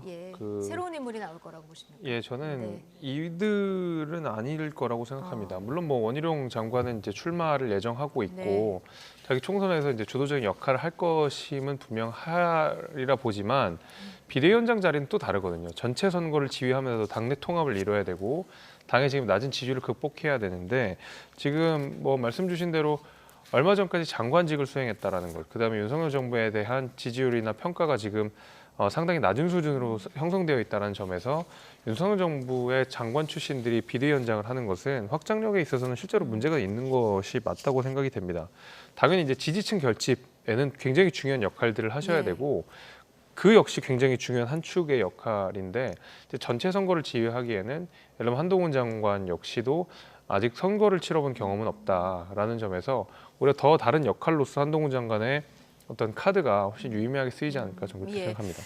자, 어떻게 지도 체제가 꾸려질지 좀 지켜보도록 하고요. 그런데 여당이 먼저 인적 쇄신에 물꼬를 튼 건 맞잖아요. 이 불똥이 이제 민주당으로도 튀었는데 오늘 비명계에서는 장제원 의원도 하는데 이재명 대표 친명 인사들은 왜 못하냐 이런 지적이 당장 나왔거든요. 네. 앞으로 이런 목소리 더 커지지 않을까요? 그러니까 이제 혁신은 맞물려 있는 거예요. 여당이 혁신의 드라이브를 세게 걸면 야당도 거기에 맞춰서 갈 수밖에 없습니다. 네. 거기에 혁신에 뒤처지면 총선에서 국민들은 아 이건 너무 안 좋아하는 거 아니야? 이런 평가를 하게 되거든요. 그래서 그런 의미에서 이제 당내에서 그런 지적을 한 거라고 봅니다. 그러니까 저 말이 꼭 맞다고 할 수는 없지만 네. 지금 민주당에 대한 혁신의 드라이브가 과연 국민의힘의 여러 가지 지금 언론의 주목도만큼 따라가고 있느냐라는 점에서는 또 일견 또 받아들일 부분이 있다고 봐요. 네. 그러니까 최근에 민주당이 인재영입도 하고 혁신안이라고 내놓는 것들이 이제 하위 10%, 20%에 대한 가점을 높이는 부분들을 하고 네. 있지만 말하자면 지금 국민의힘은 말하자면 기득권을 내려놓는 것이 영남 중진 의원들, 특히 윤핵관들, 친윤들에 대한 뭐 용태나 아니면 험지 출마 이런 얘기를 네. 한단 말입니다. 그러면 민주당도 거기에 못 걸맞게 예를 들면 이 중진 의원들의 여러 가지에 대한 그 혁신의 대상으로 논의되지 않는다면 국민들은 평가를 하겠죠. 그런 점에서는 이제는 혁신의 시간이 민주당에 왔다. 네. 라는 점에서는 부인할 수 없다고 봅니다. 그러니까 오늘 초선 홍성국, 이탄희 의원 이 두 분이 불출마를 선언했는데 정작 이제 주류에서는 불출마를 하겠다는 선언이 없다 보니까 당내에서는 좀 쇄신 경쟁에 뒤처지는 거 아니냐 이런 우려 목소리들이 좀 나올 것 같은데요. 그렇죠. 근데 이제 뭐 꼭 주류라고 해서 뭐 혁신되고 혁신의 대상이 되고 뭐 용퇴하거나 불출마하거나 그런 뭐 의무가 있는 건 아니잖아요. 그렇죠. 그러나 다만 뭐 국민의힘도 마찬가지 아니겠습니까? 그렇죠. 근데 이제 뭔가 기득권을 내려놓는다는 차원에서 거기에 대한 깊은 고민이 있어야 되는데 그런 고민들이 왜 초선들이 하고 있느냐라는 비판에서는 저도 동의는 합니다. 뭐 홍성국 의원도 그렇고 이탄희 의원도 우리 당에 와서 각자의 어떤 무게감과 재능들을 국민들한테 많이 인정받고 있는 분들이거든요. 네.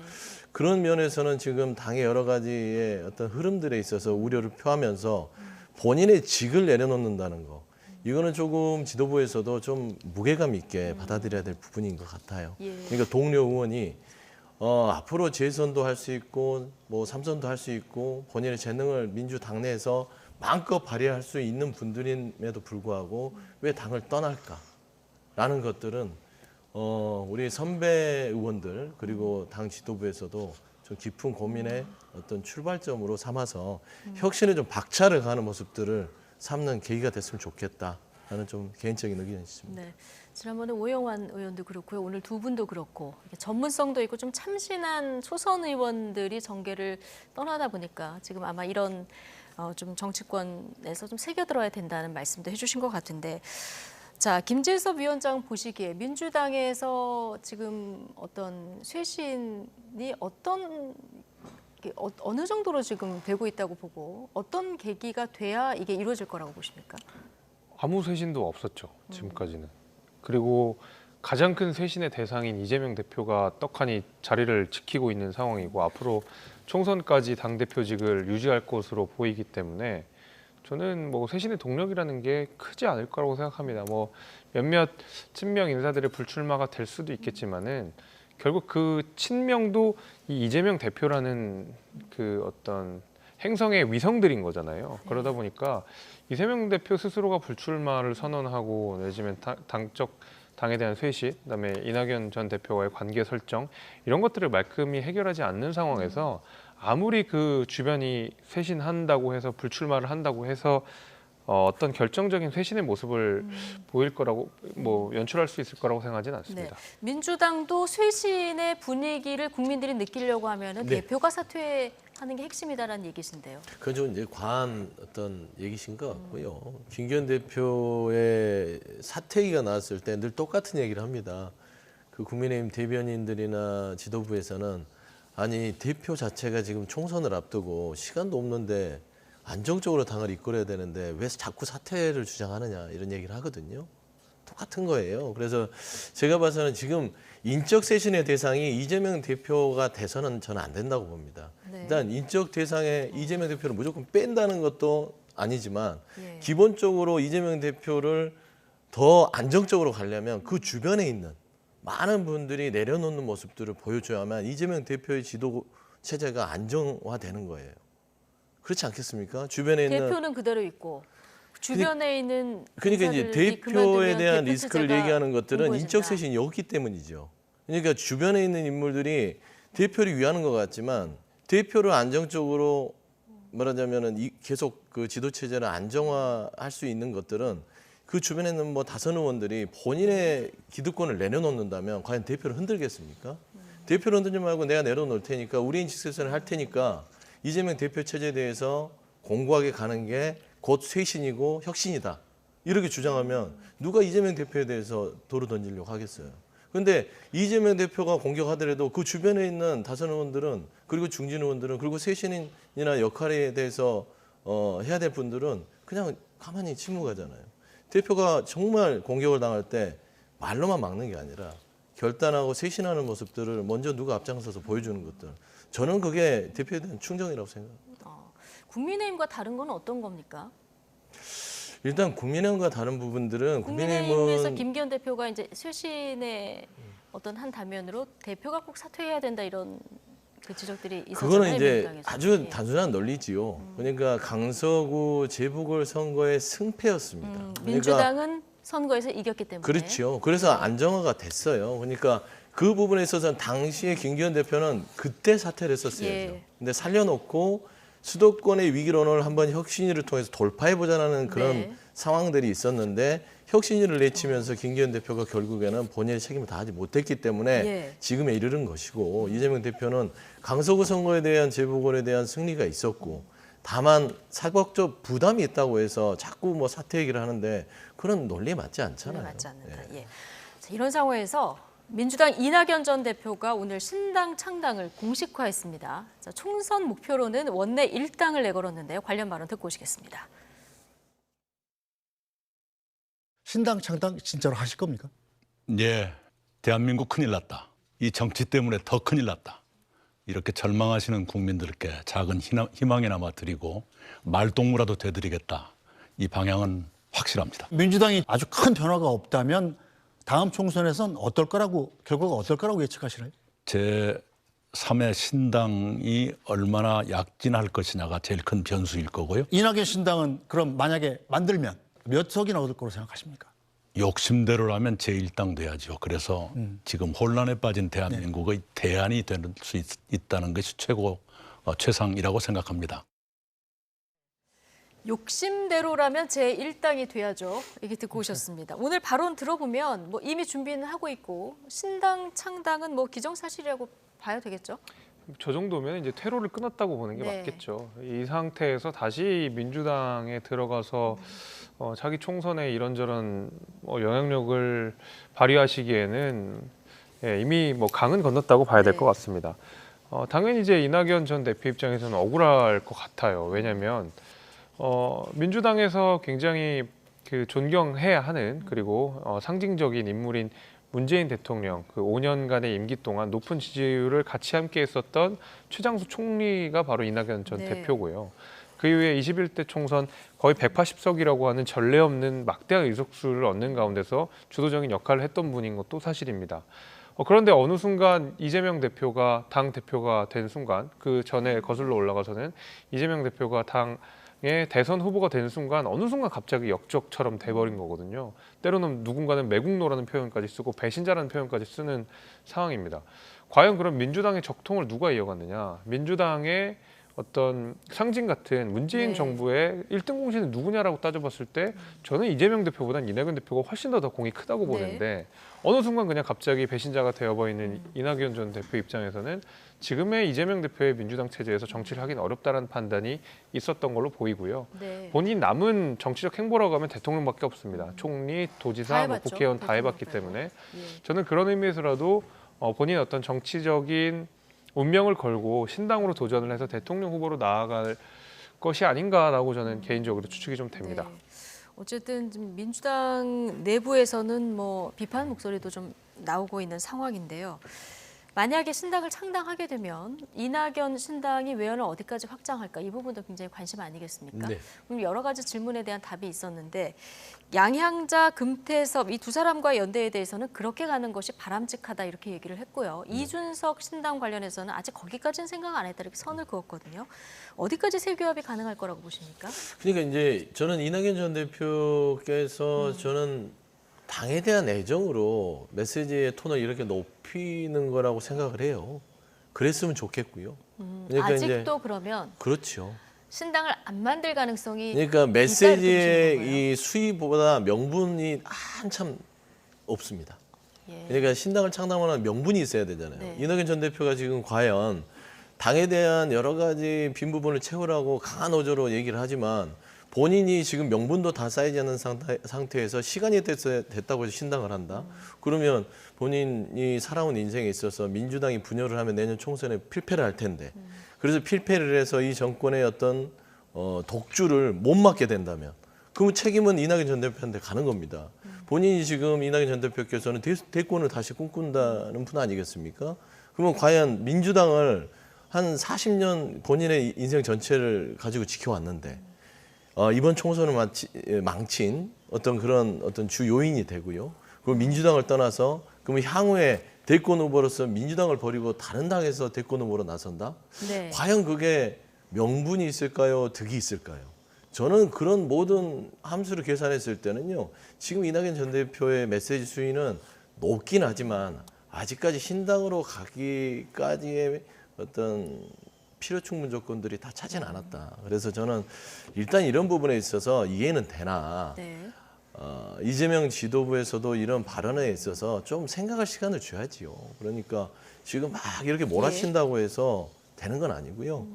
통합하지 않으면 민주당이 내년 총선에서 쉽지 않습니다. 그런데 분열을 한다?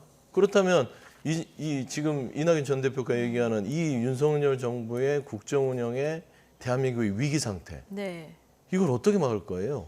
대한민국에 그냥 말동무만 해주고 끝날 겁니까? 국민들의? 그건 아니잖아요. 그런 의미에서는 아직 명분이 좀 부족하다는 점에서는 조금 더 시간을 좀 가지고 톤 다운을 하셨으면 좋겠다 생각합니다. 네, 아직도 이제 당에 남아주시길 기대하는 이런 마음을 얘기를 해주셨는데, 자 이준석 전 대표는 이낙연 전 대표는 조금 전에 이제 선을 그었습니다만은 이낙연 전 대표와의 연대 가능성을 좀 열어놓는 이런 분위기인 것 같고요. 그리고 신당 창당 가능성 최근 나오는 발언들이 더 높아진 걸 보면 신당 창당으로 갈 것 같다는 분석이 뭐 지배적인 것 같습니다. 자 그런데 금태섭 유호정 공동 신당과는 또 선을 긋는 발언도 나오는 것 같고 만약에 신당을 만든다면 이준석 전 대표의 신당이 어디까지 또 이 사람을 끌어모을 수 있을지 이 부분도 관심입니다. 글쎄요, 저도 사실은 방향이 잘 안 잡힙니다. 예, 왜냐하면 지금 천하용인 네 분도 아직 입장 표명이 없죠. 그렇죠. 이제 그리고 이준석 대표의 말을 보게 되면 뭐 신당 창당은 저는 기정사실로 받아들이고 있는데 27일이 되면 100%가 된다라는 이야기를 한 거거든요. 네. 그 얘기를 다시 돌려서 이야기하면 27일 전까지는 100%는 아니다로 읽힙니다. 그래서 아직까지 이준석 대표도 이런저런 정치적 모색을 하는 것으로 보이고 당연히 이준석 대표가 유권자들의 표를 얻어야 되는 지역, 그 어떤 유권자 지형은 국민의힘을 지지하는 강성 지지층 30%, 민주당을 지지하는 30%가 아닌 나머지 40%에서 확장을 해야 되다 보니까 그 파이 자체를 크게 하려고 하는 정책 시도를 계속하는 것 같아요. 그래서 누군가도 같이 할 수 있으면 손을 내밀었다가 좀 정책 입장들이 너무 현저하게 다르면 또다시 좀 정리를 하고 거리를 두고 또다시 또 새로운 제3 세력들이 나오면 이준석 대표가 손을 내밀어서 같이 대화를 해보고 어쨌든 그 40%를 최소한 45%, 50%까지는 만들려고 하는 노력들을 계속하는 걸로 저는 보이거든요. 그러나 이제 금태섭, 유호정의 제3 신당과 같이 할 수 없는 이유는 이준석 대표가 강하게 주장했던 어떤 페미니즘 이슈와 있어서는 정반대, 대척점에 있는 어떤 세력들이기 때문에 이준석 대표가 금태섭 신당과 손을 잡으면 그 스스로가 자기 모순이 됩니다. 그래서 오히려 표를 반감시킬 수 있는 이준석 대표의 핵심 지지층들을 이탈하게 할 수 있는 가능성들이 있기 때문에 거기에는 결정적으로 선을 그은 것으로 보고요. 왜냐하면 비슷한 정치적 지형을 가진 분들 내지는 뭐 그다음에 정치적 방향성 좀 같더라도 대의적인 차원에서 같다고 하면 일단 손을 내밀어 보는 것으로 보입니다. 그 파이 자체를 크게 하기 위해서요. 알겠습니다. 자, 어쨌든 야당에서는 지금 이낙연 신당 그리고 여당에서는 이준석 신당이 자, 언제 어떻게 정말 창당을 할지가 관심인데요. 자, 연초에 자, 이 두 신당이 만약 만들어진다면 어떻게 또 정치권이 해처모여를 할지 지켜볼 대목인 것 같습니다. 오늘 두 분 말씀 여기까지 듣겠습니다. 김재섭 국민의힘 도봉갑 당협위원장 그리고 서영주 더불어민주당 상근 부대변인 두 분과 함께했습니다. 고맙습니다. 네, 고맙습니다.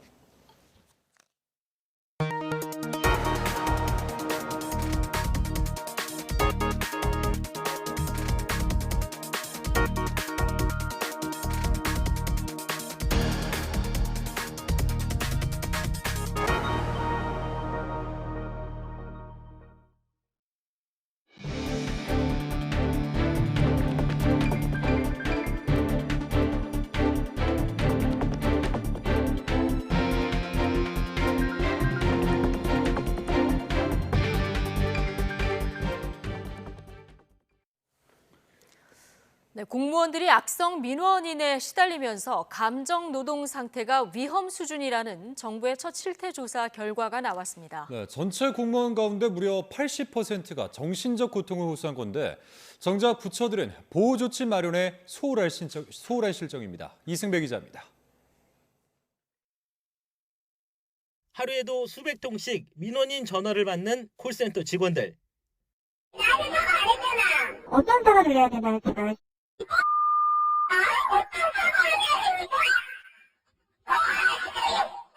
괜찮은 척 넘기려 애쓰지만 반말과 욕설을 들을 때마다 마음에 큰 상처로 남습니다. 수위가 좀 너무 올라가면은 보통 사람들이 느끼는 것처럼 이제 심장도 뛰고 눈물도 나고 어떻게 해야 될지 되게 당황스럽죠. 공무원도 사정은 비슷했습니다. 인사혁신처가 중앙부처 공무원을 대상으로 직무 감정 노동에 대한 첫 실태 조사를 벌인 결과 대부분 항목에서 위험하다고 나왔습니다. 우선 업무 과정에서 받는 정서적 충격 정도를 뜻하는 감정 부조화 점수가 높았습니다. 정상은 3에서 7점 정도인데 여성 공무원은 10.1점, 남성 공무원은 9.4점이 나왔습니다. 점수가 높을수록 감정 노동의 노출 강도와 직무 스트레스가 높은 건데 응답자의 80%가량이 위험군으로 나타난 겁니다. 가장 큰 스트레스의 원인은 민원인 응대였습니다. 원하는 답을 얻을 때까지 무리한 요구를 계속하는 탓에 업무 보기가 힘들 정도라고 답했습니다. 그 다음으로는 폭언과 협박, 보복성 신고의 순이었습니다. 하지만 감정노동에 시달려도 절반 가까이는 외부 도움을 받아 해결하기보단 그냥 참는 것으로 나타났습니다. 직무 스트레스로 질병이 생겨도 61%는 계속 근무를 했고 그나마 병가를 쓰는 게 유일한 안식처였습니다. 공무원들은 꼭 필요한 정책으로 소속 부처의 적극적인 직원 보호를 1순위로 꼽았습니다. 민원 수당이나 성과평가 같은 당근책도 좋지만 갈등이 생겼을 때 법적 조치 등으로 버팀목이 되달라는 겁니다. 인사처는 이번 설문조사 결과를 바탕으로 심리적 고위험군에 대한 치료와 검진비 지원 등 보다 실효성 있는 대책을 마련할 계획입니다. YTN 이승배입니다. 신원식 국방부 장관이 전군 주요 지휘관 회의에서 북한 선의에 기댄 한반도 평화 프로세스는 잘 짜인 한편의 사기극이라며 지난 정부의 대북 정책을 정면으로 비판했습니다. 군의 물살 틈 없는 대비태세를 강조하기 위한 취지라지만 정치적 중립이 요구되는 군을 상대로 한 발언으로 적절했는지 지적도 제기될 수 있을 것으로 보입니다. 최민기 기자입니다. 올해 후반기 전군 주요 지휘관 회의를 개최한 신원식 국방부 장관, 군의 압도적 대북 억제력을 주문하며 대남 도발에 대한 경고도 내놓았습니다. 북한이 평화를 해치는 망동을 한다면 그들을 기다리고 있는 것은 파멸의 지옥뿐입니다. 그러면서 북한 선의에 기댄 한반도 평화 프로세스는 가짜라며 지난 정부의 대북 정책을 거세게 비판했습니다. 북한의 선의와 초현실적인 낙관에 기댄 한반도 평화 프로세스는 완벽한 가짜였습니다.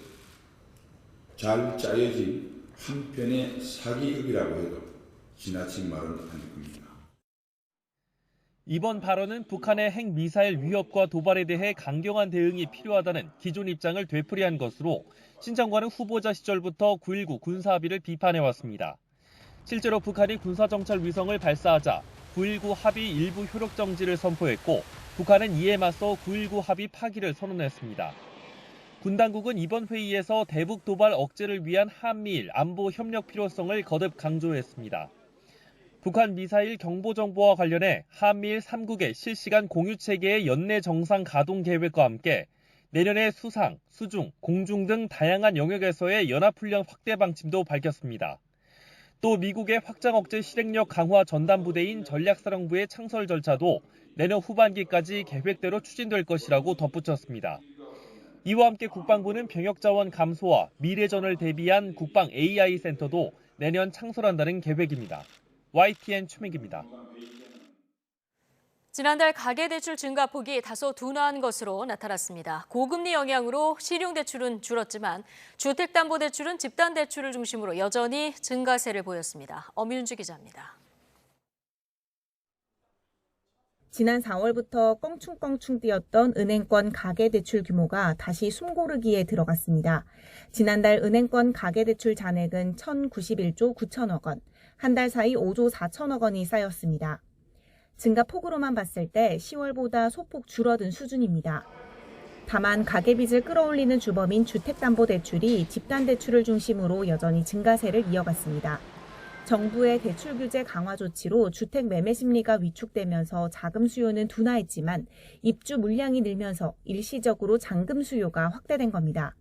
주택 구입 자금 수요가 이제 둔화되는 모습이 나타나고는 있습니다. 이제 다만 이제 11월의 경우에는 집단 대출 수요가 좀 일시적으로 확대된 부분이 있었기 때문에 전반적인 이제 주담대 증가 규모가 좀 둔화되지 않을까 이렇게 보고는 있습니다. 반면 고금리 영향으로 일반 신용대출과 마이너스 통장 대출 등을 포함한 기타 대출은 감소세로 돌아섰습니다. 여기에 연휴 소비자금과 공모주 청약 관련 자금 수요 같은 일시적 요인이 사라지면서 전체 잔액이 3천억 원 줄었습니다. 지난 9월부터 금융당국이 대출 조이기에 나서고 있는 상황에서 한국은행은 올해 들어 증가한 가계빚이 예년보다 크게 늘어난 건 아니라고 평가했습니다. 한창 부동산 시장이 호황기였던 지난 2020년과 2021년 당시 증가 규모와 비교해보면 절반에도 못 미친다는 겁니다. 그렇다 할지라도 금융당국은 여전히 가계부채 규모가 큰 만큼 모니터링을 지속할 예정입니다.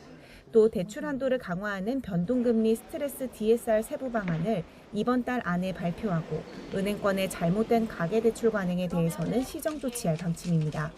YTN 엄윤주입니다.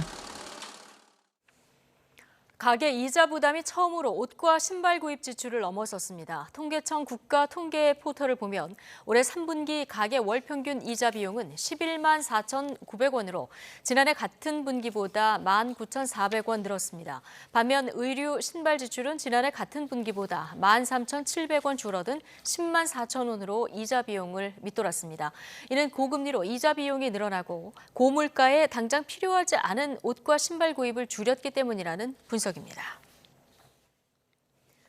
중국의 자원 무기화 움직임이 빨라지면서 수입 원자재 의존도가 높은 우리 경제에도 타격이 우려되고 있습니다. 툭하면 불거지는 공급망 위기를 해결하기 위해서 정부가 오는 2030년까지 핵심 품목을 정해 특정국 수입 의존도를 절반 아래로 낮추기로 했습니다. 김태민 기자입니다. 흑연부터 요소까지 우리 경제에 꼭 필요한 일부 원자재 공급이 최근 중국의 수출 규제 한번에 휘청이고 있습니다. 국내에서 생산하거나 먼 나라에서 들여오기엔 경제성이 낮다 보니 중국산 수입 의존도가 90%를 넘었기 때문입니다. 이 요소라는 것이 부가가치가 아주 큰 제품이 아니다 보니까 우리나라에서 일단 생산을 안 하고 있고요. 가까운 곳에서 수입을 하려다 보니까 중국이 가장 가격 경쟁력이 높습니다. 미국이 주도하는 경제 제재에 맞서기 위해 중국의 자원 무기화 움직임은 점점 빨라지고 있습니다. 앞으로도 공급망 위기가 반복될 우려가 커지자 정부도 서둘러 대책 마련에 나섰습니다. 우리 산업에 중요하면서도 수입 의존도가 높은 품목을 정해 집중 관리하겠다는 겁니다. 산업 생산에 필수적인 소재는 물론이고 또 흑연, 히토류, 갈륨, 게르마닌 등 185개 품목의 특정국 의존도를 현재 70%에서 2030년까지 50% 이하로 획기적으로 낮춰갈 계획입니다. 특히 2차 전지와 반도체 생산 등에 쓰이는 8대 핵심 소재는 따로 선정해 특별 관리하기로 했습니다. 공급망 안정기금으로 국내 생산 설비 투자나 수입 다변화, 재고 확보 등을 적극적으로 지원하겠다는 방침입니다. 우리 기업들도 외국 기업과 합작해 국내에 대규모 설비 공장을 짓거나 대체 원료를 개발해 내년부터 본격 생산하는 등 만반의 준비를 갖추고 있습니다. 하루가 다르게 전 세계 무역 장벽이 높아지는 가운데 공급망 안정은 이제 생존을 위한 필수 과제가 되고 있습니다. YTN 김태민입니다. 우리 제조업 전반에 안 쓰이는 곳이 없는 철강 제품을 만들 때 핵심 소재가 바로 망간 합금철인데요. 10여 년에 걸쳐 이어진 이 합금철 납품 카르텔이 적발돼 당국의 제재를 받았습니다. 이승은 기자의 보도입니다. 망간 합금철은 천여 종에 이르는 철강 제품을 만들 때 모두에 들어갑니다. 불순물을 제거하고 철을 단단하고 질기게 만드는 필수 첨가제입니다. 포스코가 2009년 망간 합금철을 직접 생산하게 되자 국내 제조사 모두인 DB메탈과 신팩, 동일산업, 태경산업은 제강사 입찰에서 담합을 시작했습니다. 현대제철과 포스코 입찰 직전에 모여서 담합하는 모습입니다. HC, SIM에는 망간 합금철 제품 이름이고 4개 회사 영문 약자 위에 투찰 가격이 쓰여 있습니다. 누가 얼마를 써낼 건지 미리 정한 카톡입니다. 낙찰 뒤 발주처와 추가 협상할 때 10,000원 이상 깎아주지 말도록 했습니다. 다른 회사 제품으로 물량을 채울 때 함께 이익을 보기 위해서입니다.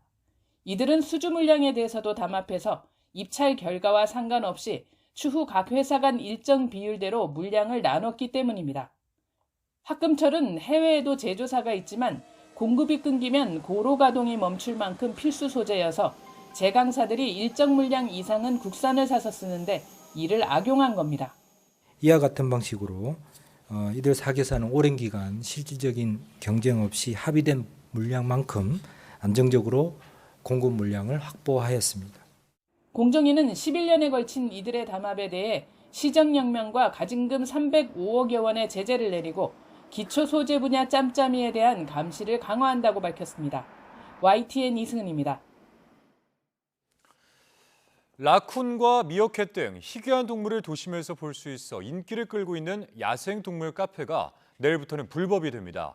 동물학대 논란이 일면서 동물원으로 허가받은 시설에서만 전시할 수 있도록 법이 바뀐 건데 업주들 생계 타격 등 풀어야 할 숙제가 남아 있습니다. 임예진 기자가 보도합니다. 왈라비가 폴짝폴짝 뛰어다니며 손바닥에 있는 먹이를 냉큼 받아먹습니다. 흔히 접하기 어려운 동물을 도심에서 체험할 수 있어 인기를 끈 야생동물 카페입니다. 그런데 이제 이런 시설이 모두 불법입니다. 야생동물 카페 등 동물원으로 등록되지 않은 시설에서 야생동물을 전시하면 2년 이하의 징역이나 2천만 원 이하의 벌금을 물 수 있습니다. 다만 기존 동물 카페 운영자는 신고를 하면 4년 동안 단속이 유예됩니다. 그렇더라도 야생동물에게 먹이를 주거나 만지는 등 체험 활동은 금지됩니다. 일각에서 야생동물 체험이 동물 학대라는 주장이 끊이지 않고 일부 업체가 동물들을 열악한 환경에 방치해 논란이 되면서 규제가 강화된 겁니다. 업주들은 당장 생계에 타격을 입게 됐다고 호소합니다.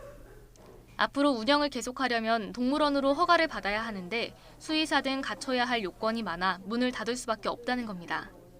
카페다 보니까 좀 더 가까이서 동물들하고 이렇게 교감을 할 수 있는 그런 공간인데 그게 이제 아예 차단이 되니까 많이 아쉽죠. 만약에 해야 되는 동물원으로 바꿔서 하던가 아니면은 그냥 뭐 시골에 땅을 사서라도 끝까지 책임집니다. 개나 고양이 같은 반려동물은 허용되고 같은 야생동물이더라도 앵무새나 독이 없는 뱀 등은 금지 대상이 아닌 점도 반발하는 이유 가운데 하나입니다. 감염병 전파 가능성이 낮거나 사람에게 해를 적게 가하는 종이 판단 기준인데 공평하지 않다는 겁니다. 카페가 문을 닫더라도 남은 동물들이 유기되거나 방치되지 않도록 관리하는 일도 남은 숙제입니다. 지금 가장 중요한 것은 지자체가 행정을 제대로 하는 거예요. 관리 감독을 나가서 신고하지 않고 영업하는 시설들은 불법 영업이기 때문에 단속을 해야 되고 4년 동안 보호시설을 더 짓는 방법도 고려를 해야 되고요. 환경부는 유예기간 4년이 지나면 동물들을 보호시설로 이동시킨다는 계획입니다. 하지만 미신고 야생동물 카페가 전국에 많다 보니 어떤 종의 야생동물이 얼마나 분포돼 있는지는 파악하지 못하고 있습니다. YTN 임혜진입니다. 내일부터 수족관이 전시 목적으로 고래류를 새로 들여오는 일이 금지됩니다. 해양수산부는 개정된 동물원 수족관의 관리에 관한 법률과 세부 사항을 규정한 개정 하위 법령을 내일부터 시행한다고 밝혔습니다. 이 법안은 전시 목적으로 고래목을 수족관에 들일 수 없도록 규정했고 올라타기, 만지기, 먹이 주기를 금지하고 있습니다. 현재 국내 수족관에는 돌고래 16마리와 벨루가, 흰고래 5마리가 있는데 이 21마리가 마지막 전시 대상이 되는 겁니다. 지인에게 돈을 빌려주고 여자친구나 가족을 빌미로 협박해 연 1,500%대 이자를 뜯어낸 이른바 MG 조폭들이 경찰에 붙잡혔습니다. 조직원들끼리는 야쿠자를 치켜 세우거나 전두환 때처럼 학살해야 한다면서 철없는 내용의 편지를 주고받기도 했습니다. 유서현 기자입니다. 머리에 붕대를 감은 덩치 큰 남성이 의료진 앞에 섭니다. 대뜸 옷을 찢는데 온몸 가득 문신이 드러납니다. 우통을 벗은 또 다른 남성은 뭔가 불만인 듯 뒤따릅니다. 머리로 술병을 깨고 치료를 받으러 와 행패를 부리더니 옆으로 열리는 자동문까지 힘으로 밀어 부쉈습니다. 20, 30대로 구성된 이른바 MG 조폭 조직원들입니다. 지인들에게 돈을 빌려주고 살인적인 이자를 요구했던 사실도 경찰 조사 결과 드러났습니다. 최대 연 1,500%에 달하는 이자를 뜯어냈는데 여자친구를 섬에 팔아버리겠다고 협박하거나 부모까지 찾아가 위치를 캐물은 것으로 확인됐습니다. 협박에 못 이겨 극단적인 선택을 시도한 피해자도 있었습니다. 해동을 하면서 자기들끼리 범죄 정보를 공유하고 그런 걸 보통 또래 모임 집단을 소위 말하는 MG 조폭이라고 말을 하는 거거든요. 휴대폰을 끄고 잠적했는데 저희가 끈질기게 추적해서 검거하게 되었습니다. 조직원들끼리 주고받은 편지에선 일본 야쿠자를 숭배하고 일반인을 하등 생물이라며 으스댔습니다. 광주 민주화 운동을 언급하면서 전두환 때처럼 학살해야 한다는 철없는 말도 쏟아냈습니다. 경찰은 폭력행위처벌법 위반 혐의 등으로 불법 대부업을 한 4명을 전부 구속했습니다. 또 서민을 대상으로 하거나 조폭과 연계된 모든 범죄에 엄중하게 대응하겠다고 강조했습니다. YTN 유서연입니다. 지난달 발생한 80대 건물주 살인사건에서 주범 김 씨에게 살해를 지시한 혐의를 받는 모텔 업주가 구속됐습니다. 경찰은 범행 동기를 집중적으로 조사할 방침입니다. 최기성 기자가 보도합니다. 옷에 달린 모자를 뒤집어 쓴 조모 씨가 법원에 들어섭니다. 이번이 두 번째 구속 전 피의자 신문입니다. 살인 교사 혐의 여전히 부인하시나요? 언제부터 범행 계획하셨어요? 법원은 증거인멸과 도망할 염려가 있다면서 구속영장을 발부했습니다. 모텔업 주인 조 씨는 숨진 피해자 소유 건물의 주차 관리인인 김모 씨에게 살인을 지시한 혐의를 받습니다. 경찰에 붙잡힌 김 씨는 건물주가 평소 자신을 무시해서 범행을 저질렀다고 진술했습니다. 이후 조사 과정에서 김 씨는 조 씨가 피해자를 죽여야 우리가 산다고 회유해서 살해를 결심했다고 말을 바꿨습니다. 이를 근거로 경찰은 조 씨를 구속해야 한다고 주장했지만 법원은 김 씨 진술이 오락가락하고 객관적 증거가 없다며 한 차례 구속영장을 기각했습니다. 이후 경찰은 조 씨 휴대전화에서 김 씨에게 살해 방법을 구체적으로 설명하는 정황이 담긴 영상을 확보해 구속영장을 재신청했지만 검찰은 자료 보완을 요구하며 반려했습니다. 추가 수사를 통해 세 번째 시도 만에 구속영장을 발부받은 겁니다. 조 씨 신병을 확보한 경찰은 숨진 건물주와 재개발을 두고 갈등을 빚은 뒤 범행을 결심했는지 등을 파악하는 데 주력할 계획입니다. 또 범행 과정에서 다른 재개발 이해관계자와 공모했는지도 들여다볼 예정입니다. YTN 최기성입니다. 가수 G드래곤 권지용 씨의 마약 투약 혐의를 수사하고 있는 경찰이 조만간 혐의 없음으로 사건을 종결하기로 했습니다. 인천경찰청 마약수사대는 강남 유흥업소 마약 사건으로 입건된 권 씨에 대해서 다음 주 불송치 결정할 계획이라고 밝혔습니다. 앞서 권 씨는 가니시아 검사에 이어 국립과학수사연구원의 정밀감정에서도 마약 음성 판정을 받았고 경찰은 관련 참고인 조사에서도 혐의를 입증할 만한 진술을 확보하지 못한 것으로 전해졌습니다. 경찰은 서울 강남 유흥업소 관계자로부터 가수 권지용 씨와 배우 이선균 씨 등 연예인 마약 투약 정황을 확보하고 수사에 나섰지만 지금까지 구체적인 물증을 확보하지는 못했습니다. 전북 남원에서 매년 폐지를 모은 돈을 기부해왔던 87살 김길남 할머니가 올해도 102만 5천 원을 기탁했습니다. 남원시 금동행정복지센터는 이 성금을 어려운 지역 주민들을 위해서 사용할 예정입니다. 김길남 할머니는 2016년부터 매년 50만 원에서 100만 원을 기부하며 금동의 기부천사로 불리고 있습니다. 내년 상반기 필수 의료 분야 전공의 미달 사태와 관련해서 정부와 의사단체가 전공의 근무 환경을 개선한다는 기본 방향에만 합의했습니다. 오늘 서울 중구에서 진행한 제21차 의료현안협의체에서 정부와 의사협회는 연속 근무 시간 등 근무 여건 개선, 전문의 중심의 병원 인력 운영, 수련 과정과 지도 전문의 체계 내실화 등 정책을 추진하기로 뜻을 모았습니다. 하지만 의대 증원 문제 등을 놓고는 입장차를 좁히지 못했습니다.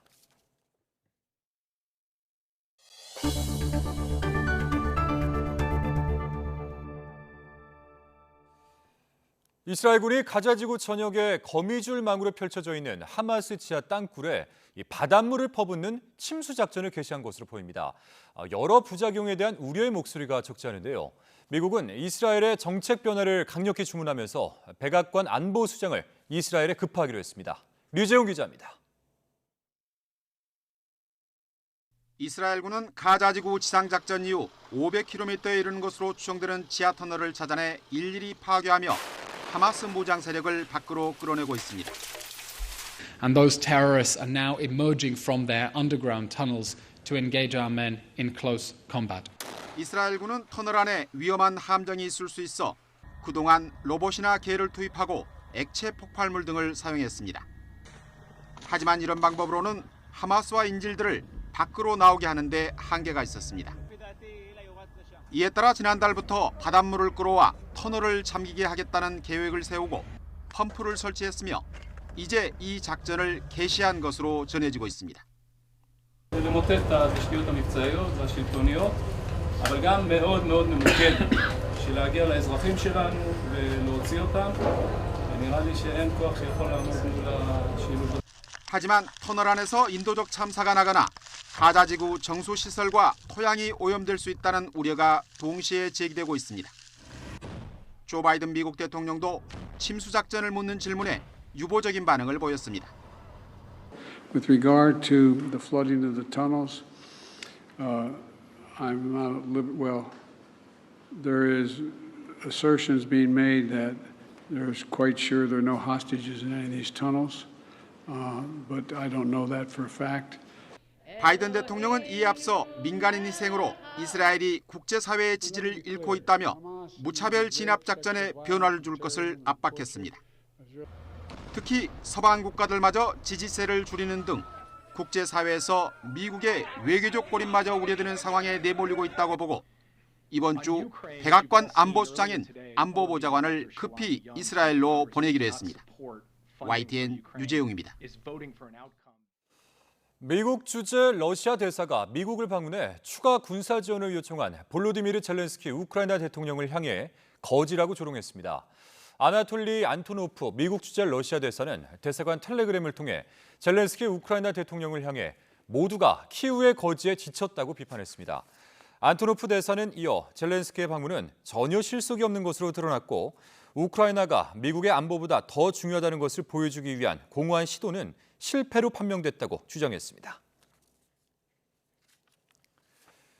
볼로디미르 젤렌스키 우크라이나 대통령이 미국을 방문 중인 가운데 러시아가 우크라이나 수도 키이우에 미사일을 발생해 최소 51명이 다쳤습니다.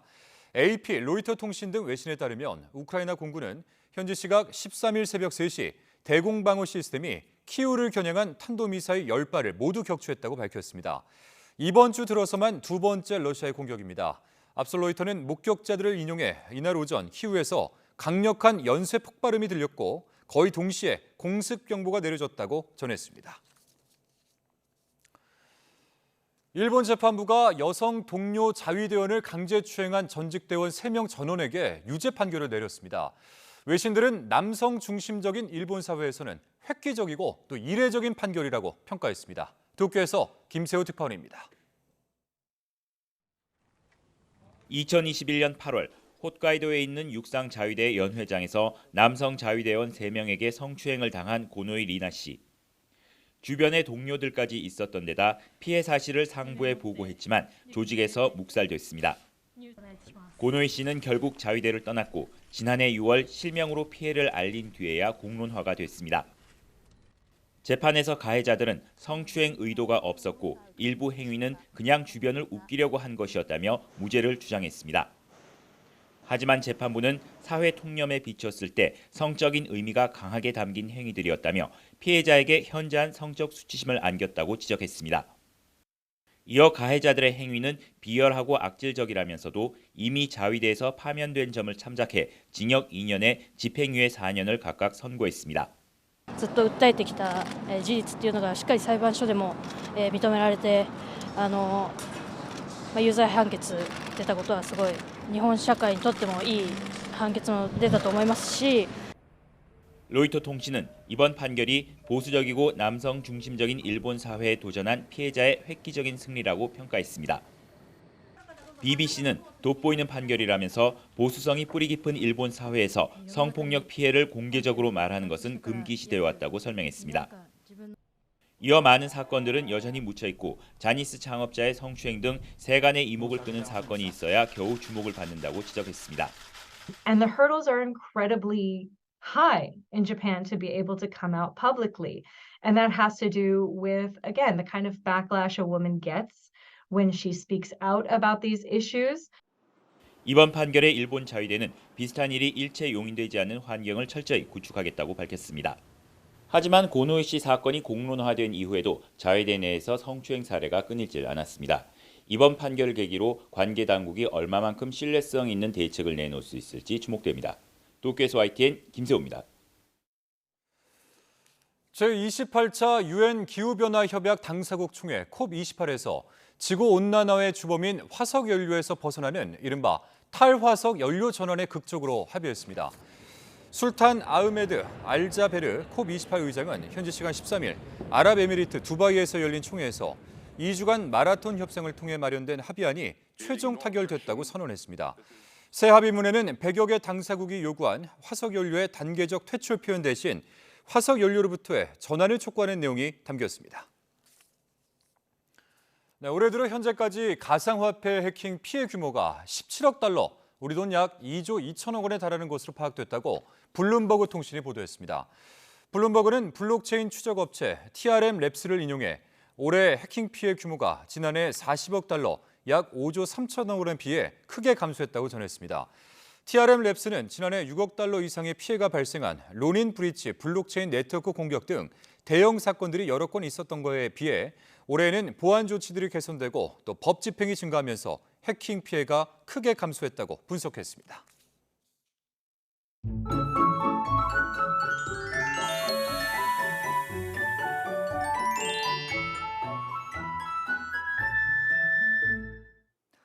내일도 추위 걱정은 없습니다. 서울 아침 기온이 8도로 아침 기온은 오늘보다 5도가량 높아지겠고 낮 기온은 10도로 오늘과 비슷해 초봄 같은 날씨가 이어지겠는데요. 다만 전국에 겨울비가 오겠고 곳에 따라 강하고 많은 비가 쏟아지겠습니다.